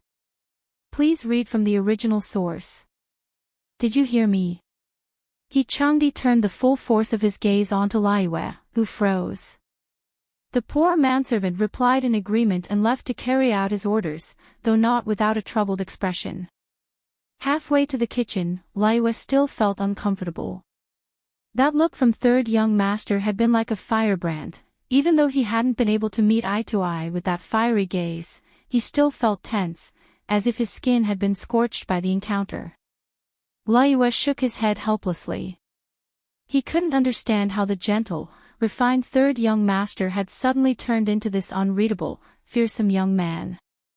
No matter how much the servant in the kitchen pled, Liyue still took away the bowl of snow fungus and lotus seed porridge sitting on the stove and brought it to the study. When he brought it to He Sanlang and lifted the porcelain cover, the refreshing, delicious scent of lotus seeds drifted up. The porridge had been cooked until the rice grains were thin and sticky, while the snow fungus had turned translucent. There was no trace of the thick flavor of meat in the porridge. Instead, there were plump, cute lotus seeds mixed in with the grains. Anyone's appetite would have been awakened by the mere sight of it. This kind of porridge really suited the current hot summer. Liyue couldn't resist gulping as he watched from the side. He Sanlang, on the other hand, inwardly snorted at the dish's presentation. How had he missed this in his previous life? That wicked woman really knew how to eat well. Serve a bowl for me. Liyue scooped some porridge into a small celadon bowl and placed it in front of He Sanlang. Without another word, He Sanlang dug in with his spoon, scooping some porridge into his mouth. Soft, sticky, fragrant and sweet, it was simple and refreshing to the taste, exactly like its scent. Since He Sanlang hadn't said anything, Liyue stood by his side and didn't dare to move away. He watched as his reserved master, who usually didn't have much of an appetite, gulped down bowl after bowl of that snow fungus and lotus seed porridge without any hint of stopping. By the time He Changdi put down his personal bowl, there was nothing left in the original dish that Liyue had brought to the study. Not even a single grain remained. Liyue's mouth twitched and he lowered his head. He didn't dare to make a single sound and quietly took the bowls away from the study. As he stood outside, Liyue looked at the empty bowls and shook his head regretfully. It must have been delicious, based on the way young master had been so heartily eating. What a pity that young master hadn't missed a single drop, otherwise, maybe Liyue could have had a taste of it too. With food in his stomach, especially since it was something that Chu Lian had prepared for herself as next morning's breakfast. He Sanlang's tense mood immediately relaxed into something lighter. When he thought of how that wicked woman would wake up to find that the porridge she had worked so hard to make was gone, he felt positively elated. Now filled with energy, he read some military strategy books for 2 more hours before he finally washed up and went to bed with a light heart. Google Tag. Command push, function, Google Tag. Display, div, gpt, add, 15058733000429-0. Back in the kitchen, when the servant assigned to watch the porridge saw that third young master's personal manservant had forcefully taken it away, she hurriedly ran to report to Senior Servant Gue. Senior Servant Gue nodded and sent the servant back. The next morning, the moment Chu Lian woke up, Senior Servant Gue reported the matter to her. Chu Lian's mouth wordlessly twitched. Conversely, it was Senior Servant Gue who filled in Chu Lian's thoughts. She picked out a hairpin made with kingfisher feathers and inserted it into Chu Lian's hair. Senior Servant Gue smiled as she said, "Third young madam, you must have left that porridge out for third young master on purpose." After getting exposed, Chu Lian's cheeks reddened as she blushed. She pouted. Who would leave something out for that guy to eat? Didn't he eat before coming back? Senior Servant Gue smiled and stopped speaking, understanding that the young lady was too shy to admit it. TL note, I tried to do teasers for a few days, but it's a little troublesome, so I'll stop for now. One last teaser for tomorrow. I'll try to put the time into translating more instead. Love this chapter's teaser. Here's the teaser line for this chapter. Halfway to the kitchen, Laiwa still felt uncomfortable. That look from third young master had been like a firebrand. Even though he hadn't been able to meet eye to eye with that fiery gaze, he still felt tense, as if his skin had been scorched by the encounter. You know what to do.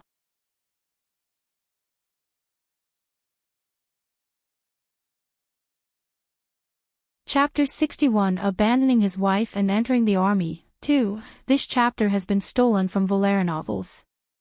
Please read from the original source. Chu Lian blanked out. She was in a daze as she looked at herself in the mirror, her mind drifting far away. In the few days after their wedding, she could tell that Sanlang had no kind feelings at all for her. In fact, his indifference might even be to the point of hatred, although she didn't know where that hate had come from. According to the novel, they had only seen each other a few times before the wedding, and they had been practically married blind. As a main character, her looks were top class, and she hadn't run into any scandals before the wedding. Rightfully speaking, it was hard to expect much from two strangers who had suddenly found themselves married to each other. Any sort of feelings should be out of the question. However, there shouldn't have been any animosity either. But as fate would have it, everything was different from what Chu Lian had expected. Not only was Sanlang totally different from the novel's male lead, he seemed to hate her quite a lot. Chu Lian was fine with that, since she was currently the female lead and she could use her foreknowledge to her advantage. However, she also wasn't the original Chu Lian, and she couldn't possibly fall in love with Xiao Bojian. She was part of House Jing'an now. After spending a few days in this family, she liked everyone except Sanlang and she wanted to continue staying in this family. However, that meant that she had to consider the relationship between her and Changdi. Even if they couldn't be a loving couple who grew old together, they could still stop fighting each other. They could become normal friends who wouldn't hold grudges or interfere with each other's business. She could live happily in the Jing'an estate as a layabout. If she was bored, she could cook some delicacies and earn some money. After 2 years, if Sanlang wanted children, she could even help him find a concubine or two to birth some heirs to carry on his family line. Thus, this bowl of snow fungus and lotus seed porridge was actually a white flag and a sign of peace from Chu Lian to Sanlang. The two of them had to live under the same roof. There were still 2 or 3 more years before disaster would strike the Jing'an household. Before that, the two of them were still considered husband and wife after all. They couldn't possibly continue hating each other and fighting every day. Even if he could go on with a life like that, she couldn't. Chu Lian had made such careful plans, but she hadn't ever considered that He Changdi might have completely misread her actions and misunderstand entirely. Even now, He Sanlang was still sound asleep, thinking that he had stolen her breakfast. "Third young madam, what would you like to eat this morning?" Ming Yan came in to ask. Chu Lian was pulled away from her thoughts. She glanced outside and saw that the sun had already risen. It was already getting hot so early in the morning. In this scorching summer, it was easy to become listless and lose appetite. Chu Lian's thoughts churned in her head and she suddenly thought of the clear, cooling raindrop mochi. Just as she was about to speak up, a maidservant ran in to report. Senior servant Gui finished doing up Chu Lian's hair and furrowed her brows. She turned to look towards the rash maidservant and said, "What happened? What are you doing, forgetting your manners?" The maidservant's head lowered, but she didn't dare to delay her report. "Third young madam, Momo, senior servant Lu from Qingxi Hall sent someone over with a message. She asked third young madam to head over to Qingxi Hall as soon as possible. Google Tag. Command push, function, Google Tag.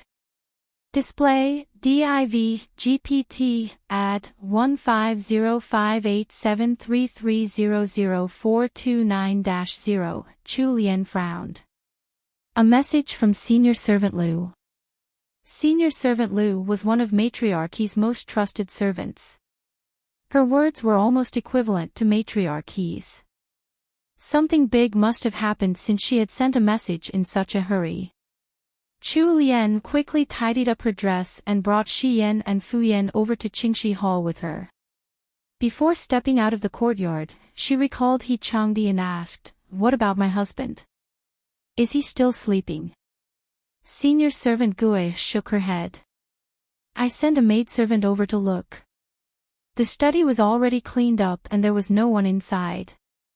Perhaps young master is in the main study in the outer court." Chu Lian nodded. "Momo, send someone over and ask him to head to Qingxi Hall too." Understood. When Chu Lian reached Qingxi Hall, everyone else in the Jing'an estate, excluding the bedridden Countess Jing'an and He Changdi, were already there.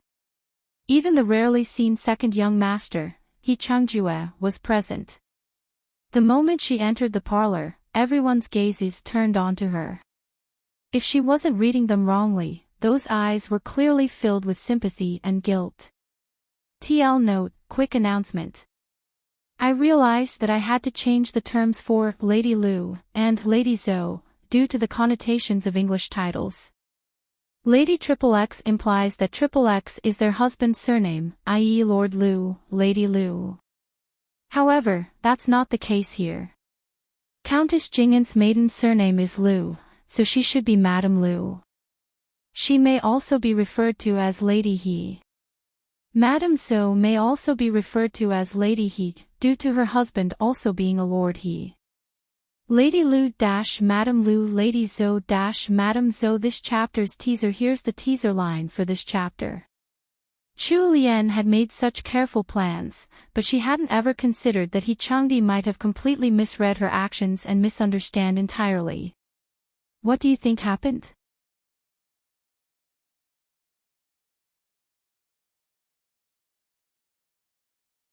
Chapter 62, Abandoning his wife and entering the army. 3. This chapter has been stolen from LoveLore novels. Please read from the original source. Chu Lian's big, clear eyes blinked once. What was going on? She was alive and well. Why were they all looking at her like she had been suffering in silence all alone and they had just found out about it? What was there to pity her for? Grandmother, eldest brother, eldest sister-in-law, second brother. Chu Lian bobbed in greeting to each senior family member. Matriarch waved her over. Lianer, come sit next to grandmother. Ah. Chu Lian glanced at her eldest brother and sister-in-law sitting a tier below the matriarch. Although she was reluctant to, she could only slowly walk over to the matriarch's side. Matriarchy's warm hands tugged her down to sit on the sofa. Chu Lian looked at Madame Zhou and checked for any hint of jealousy on her face, but upon seeing none, she relaxed. The matriarch kept staring at her pretty granddaughter-in-law before she inwardly sighed. Chu Lian found it weird that everyone was staring at her. Even the matriarch was holding one of her hands, patting it gently as if to comfort her for some mysterious reason. She innocently blinked. "Grandmother, is anything the matter?" Matriarch patted her head gently, absent-mindedly noticing that her hair hadn't been brushed thoroughly in her rush to get here, and sighed. "Lianer, grandmother has something to tell you. But first, promise grandmother that you won't get angry." Chu Lian smiled to herself. As long as it wasn't something that concerned her safety, there wasn't really anything in the Great Wu dynasty that could make her angry. Still, Matriarchy's words had piqued her curiosity. "Grandmother, please speak freely. Granddaughter-in-law isn't so petty as to get angry." The matriarch paused for a moment, as if she didn't believe Chu Lian's reassurance. When she did speak, it was with some degree of guilt. "All right, my child. Grandmother will tell you now. Sanlang has gone off to the northern border to join the army. He left this morning before dawn." Chu Lian froze. She hadn't expected that at all. Wait a minute, something was wrong here. How could that be? The novels Changdi had never thought of joining the army. This could be seen from how he had never taken up any official post despite growing up in a military official's family. How could he have gone off to join the army now? Why did it seem like the story was changing? Sanlang was completely ignoring the novel's original plotline. If everyone in the room right now could see what Chu Lian was thinking, they would surely roll their eyes. Google Tag. Command Push, Function, Google Tag. Display, div, gpt, add, 1505873300429-0, as Sanlang's young, newlywed wife. Wasn't your focus a little off, Chu Lian? Shouldn't you be trying to think of why your husband would abandon his newlywed wife to join the army, rather than worry about how the current events didn't match the original fiction? For a good several moments, Chu Lian was completely preoccupied with her thoughts. Seen through the eyes of the He family, it looked like she was at a loss for what to do. The matriarch's heart ached even more for her granddaughter-in-law. "Don't be sad, child. You still have your eldest brother, eldest sister-in-law, and second brother and grandmother here." To the others, Chu Lian looked like a lost lamb utterly shattered by the news, but only she knew what she was thinking inside her heart. Chu Lian was secretly raging at He Changdi. It seemed like that guy was hell-bent on separating from her.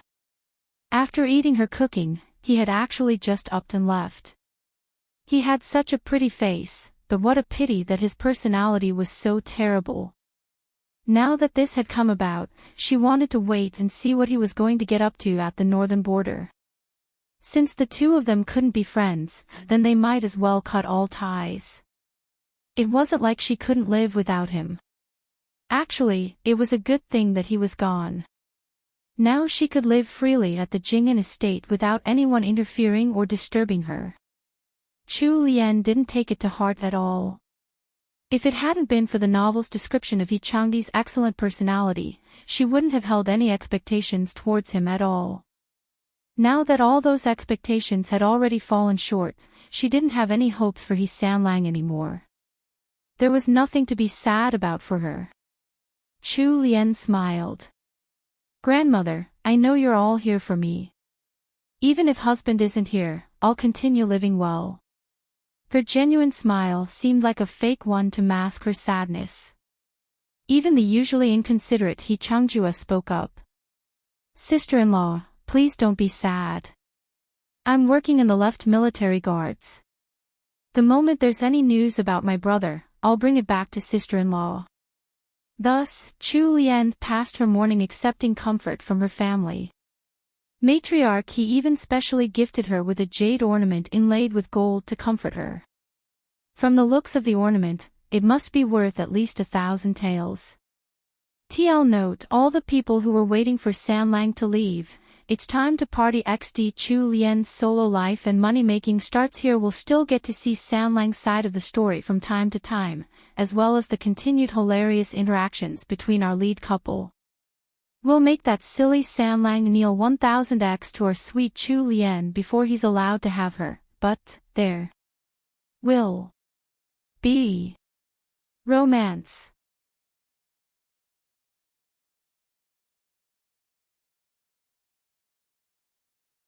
Chapter 63, Abandoning his wife and entering the army. 4. A little giddy from all the proceedings, Chu Lian brought back a pile of presents from Qingxi Hall to Songtao Court. The moment she entered, senior servant Gue was shocked by all the boxes Shiyan and Fuyan were carrying in. What happened? Shiyan and Fuyan clearly weren't as calm as Chu Lian was. They looked rather listless. Shiyan was the one to speak up. The matriarch and eldest young madam gifted these to third young madam. Ah. It's not a special occasion, so what are these gifts for? The boxes alone already looked expensive. She could give a good guess at the value of the items inside. Although the Jingan estate was much wealthier than the Yingguo estate, senior family members wouldn't randomly hand out precious gifts to their juniors without any reason. Shiyan cast a glance at Chu Lian, and seeing that her mistress didn't seem opposed, she reported the matter of He Sanlang going off to the northern border early in the morning. Senior servant Gui's eyes widened. What? Third young master just left. Chu Lian calmly looked at the servants around her and said, "Put everything away. I'm a little tired, so I'm going to take a nap." It was then that senior servant Gui took a look at Chu Lian. It was the middle of summer, so they were dressed in fewer layers. Chu Lian had rushed over to Qingxi Hall right after waking up, so she had quickly picked out a light dress. The breeze sweeping through the room had pushed her clothes flush against her body, making her seem weak and thin. Senior servant Gui thought of how Sixth Miss had suffered these few days. Her husband had been at loggerheads with her right after their wedding, and now he had abandoned her for the army. He hadn't even given her any notice and she had had to find out from the matriarch instead. How much Sixth Miss must be suffering in her heart.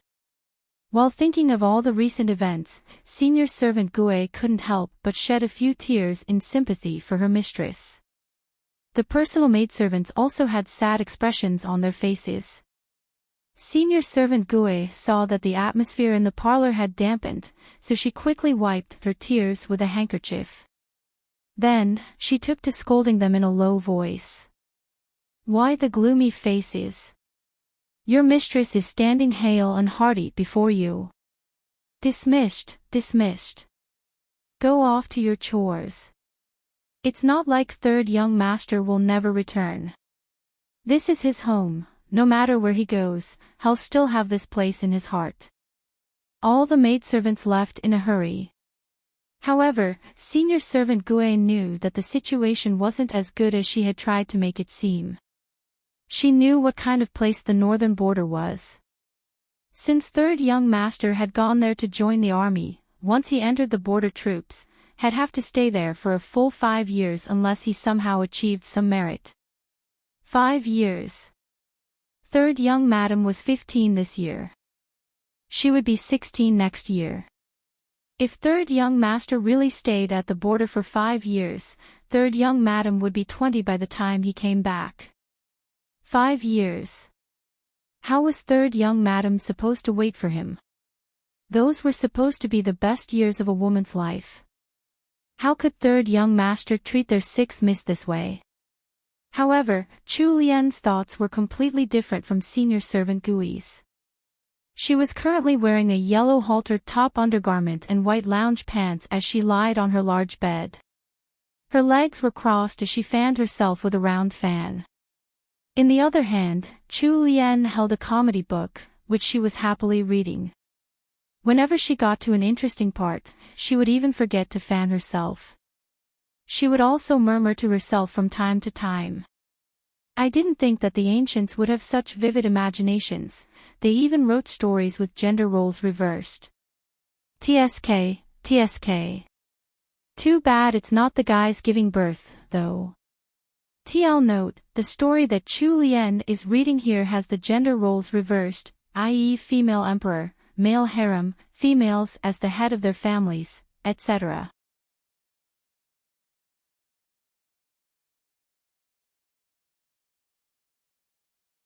Chapter 64, Raindrop Mochi and Ice Desserts. 1. It was currently in the middle of a scorching summer.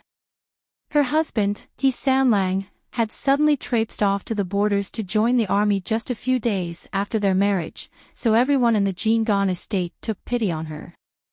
In the afternoon, matriarch He sent one of her personal maidservants over with half a basin of ice. Seeing that Chu Lian was still sleeping in the bedroom, the maidservant instructed senior servant Gue to place the ice inside to alleviate the heat. There weren't many ice cellars in the capital, and they hadn't stored a lot of ice last year. Most of the ice had been sent to the palace. Even if there was extra, it would be sent to the estates of the other members of the imperial family. Most of the nobility wouldn't be able to get their hands on enough ice to use. Thus, it was extraordinary that matriarch He had actually sent a basin of ice over to third young madam. Senior servant Gue escorted Muxiang, the maidservant who had sent over the ice, out of the courtyard. Rather than being happy over the unexpected gift, she looked sad as she sighed. Anyone could see that the ice was merely some form of compensation for third young madam. Third young master was already gone. What kind of compensation could make up for not having your husband by your side? Perhaps the ice had really made the room cooler. Chu Lian slept exceptionally well that afternoon. She didn't even get up when Fu Yin came in to call her for lunch. It was already late afternoon by the time she woke up. Chu Lian felt the refreshing coolness the moment she sat up on the bed, rather dazed from sleep. She stood up and pushed the curtains of the bed aside. There was a wooden bucket filled with ice set down right beside the bed. Chu Lian let out a gasp of surprise. She didn't even spare the time to put on her embroidered shoes before she was rushing forward, peering into the ice bucket. There was still a piece of ice about as large as her head floating inside. Xian was working on some embroidery as she remained on standby in the outer chamber. When she heard Chu Lian's gasp, she hurriedly ran in. Third young madam, did anything happen? Chu Lian pointed at the bucket. Her eyes were wide as she asked, where did all this ice come from? The corners of Xian's mouth pulled downwards grimly. Although the ice was a great gift, it was meant to act as consolation for He Sanlang's leaving. She held mixed feelings towards it. The matriarch ordered someone to send it over to third young madam in order to relieve the summer heat. Chu Lian instantly realized why matriarch He had sent over the ice, despite it being so valuable. The Jingan estate wouldn't normally get any to use for themselves. However, she wasn't thinking as deeply as senior servant Gue and the rest were. Since matriarch He had given it to her, she was going to happily make use of it. Otherwise, it would go to waste. Quick, get me a small cotton blanket, Chu Lian said. Though her expression hardly changed, there was a degree of excitement to her manner. Xian, still in the midst of her bout of sadness, wasn't expecting that. She let out a soft awe and looked up at Chu Lian in confusion. Quickly, quickly. What are you standing there blanking out for? Xian wiped at the corners of her eyes. But. Third young madam, what do you want a cotton blanket for? Chu Lian flicked Xian on the forehead. What else is it for? To make all this ice melt slower. I want to use them to make desserts with shaved ice. Shaved ice, the thought was enough to completely distract Xian from her earlier gloominess. The hurt on her face also disappeared. Yeah. Shaved ice is delicious and helps relieve the heat. Go on, quickly. Thus, Xian was driven out to find a cotton blanket for Chu Lian. When Xian returned, blanket in hand, she watched as third young madam used it to cover up the wooden bucket. She didn't seem to know whether to laugh or cry as a strange expression overtook her previously downcast face. Get me a change of clothes. I want to see what we have in the kitchen that I can use to make shaved ice with. Finally, senior servant Gue and Xian went along with her to the kitchen.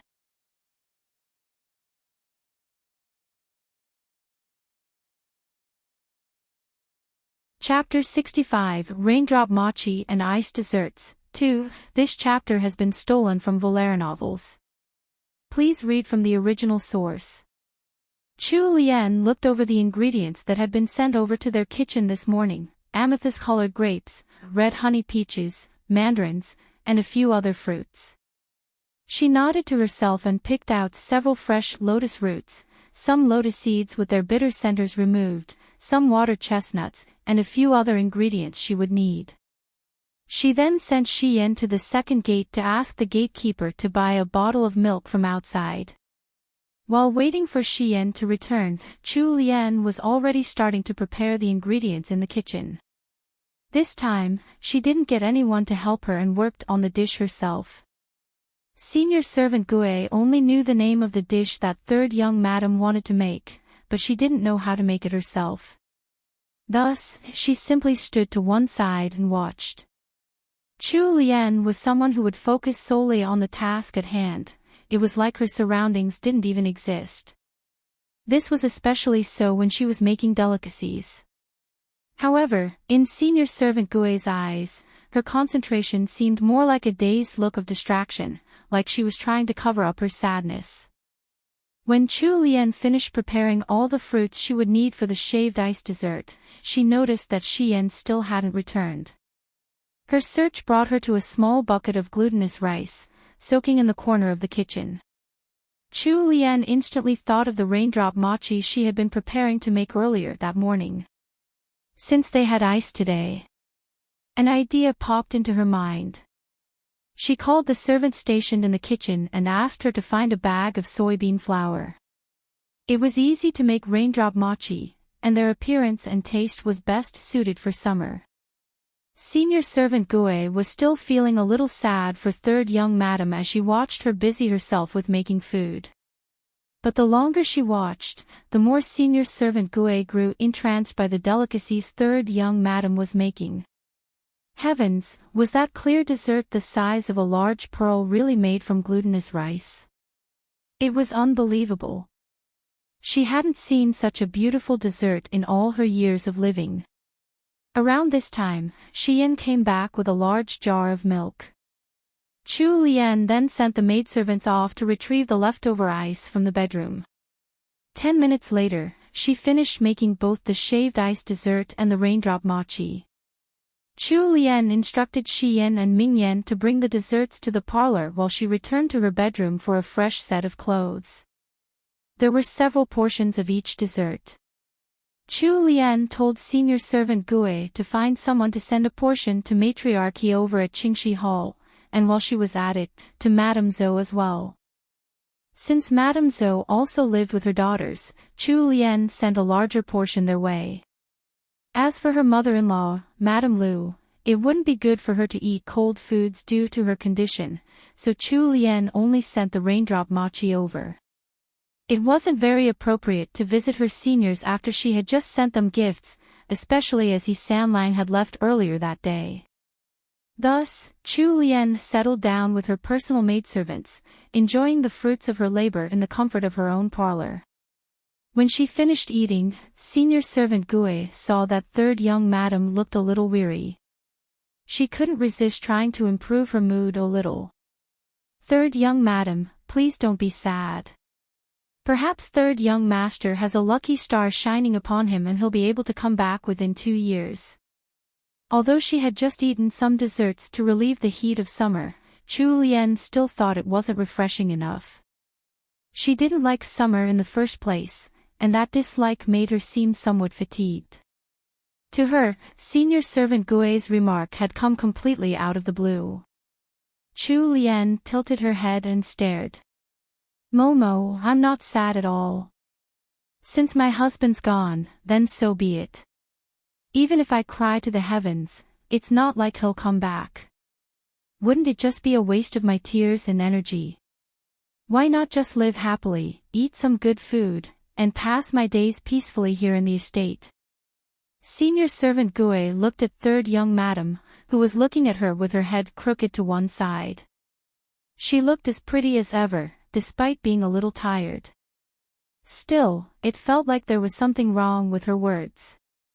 However, when senior servant Gui thought about it carefully, there wasn't actually anything amiss with what third young madam had said. Google Tag. Command push, function, Google Tag. Display, div, gpt, add, 1505873300429-0. In the end, she couldn't say anything in response. Over at Qingxi Hall, senior servant Lu received the desserts that Chu Lian had sent over via Xian. Though they were both as quiet as possible as they asked after each other, Matriarch He, who was entertaining the old Duchess of House Xinghua, still heard them. What's going on outside? The matriarch's low voice echoed through the hall. Senior servant Lu hurriedly brought the containers of food to the porch and reported, replying to the matriarch, third young madam sent her maidservant over with some desserts. TL note, I couldn't find very accurate pictures of what Chu Lian made, based on the descriptions of the ingredients above. But here's a guess of what it looked like. Add grapes, mandarins and assorted fruits and you'll get the idea. XD shaved ice dessert. I really want to try that. Raindrop Mochi drools. Raindrop Mochi. You're tuning into the LoveLore Library YouTube channel. We're so grateful for your support and don't forget to subscribe to join us on this incredible journey through captivating stories. Your generosity through donations truly makes a world of difference, as it's the primary source of revenue that allows me to expand and enhance this channel for you. Thank you from the bottom of my heart for being a part of this adventure.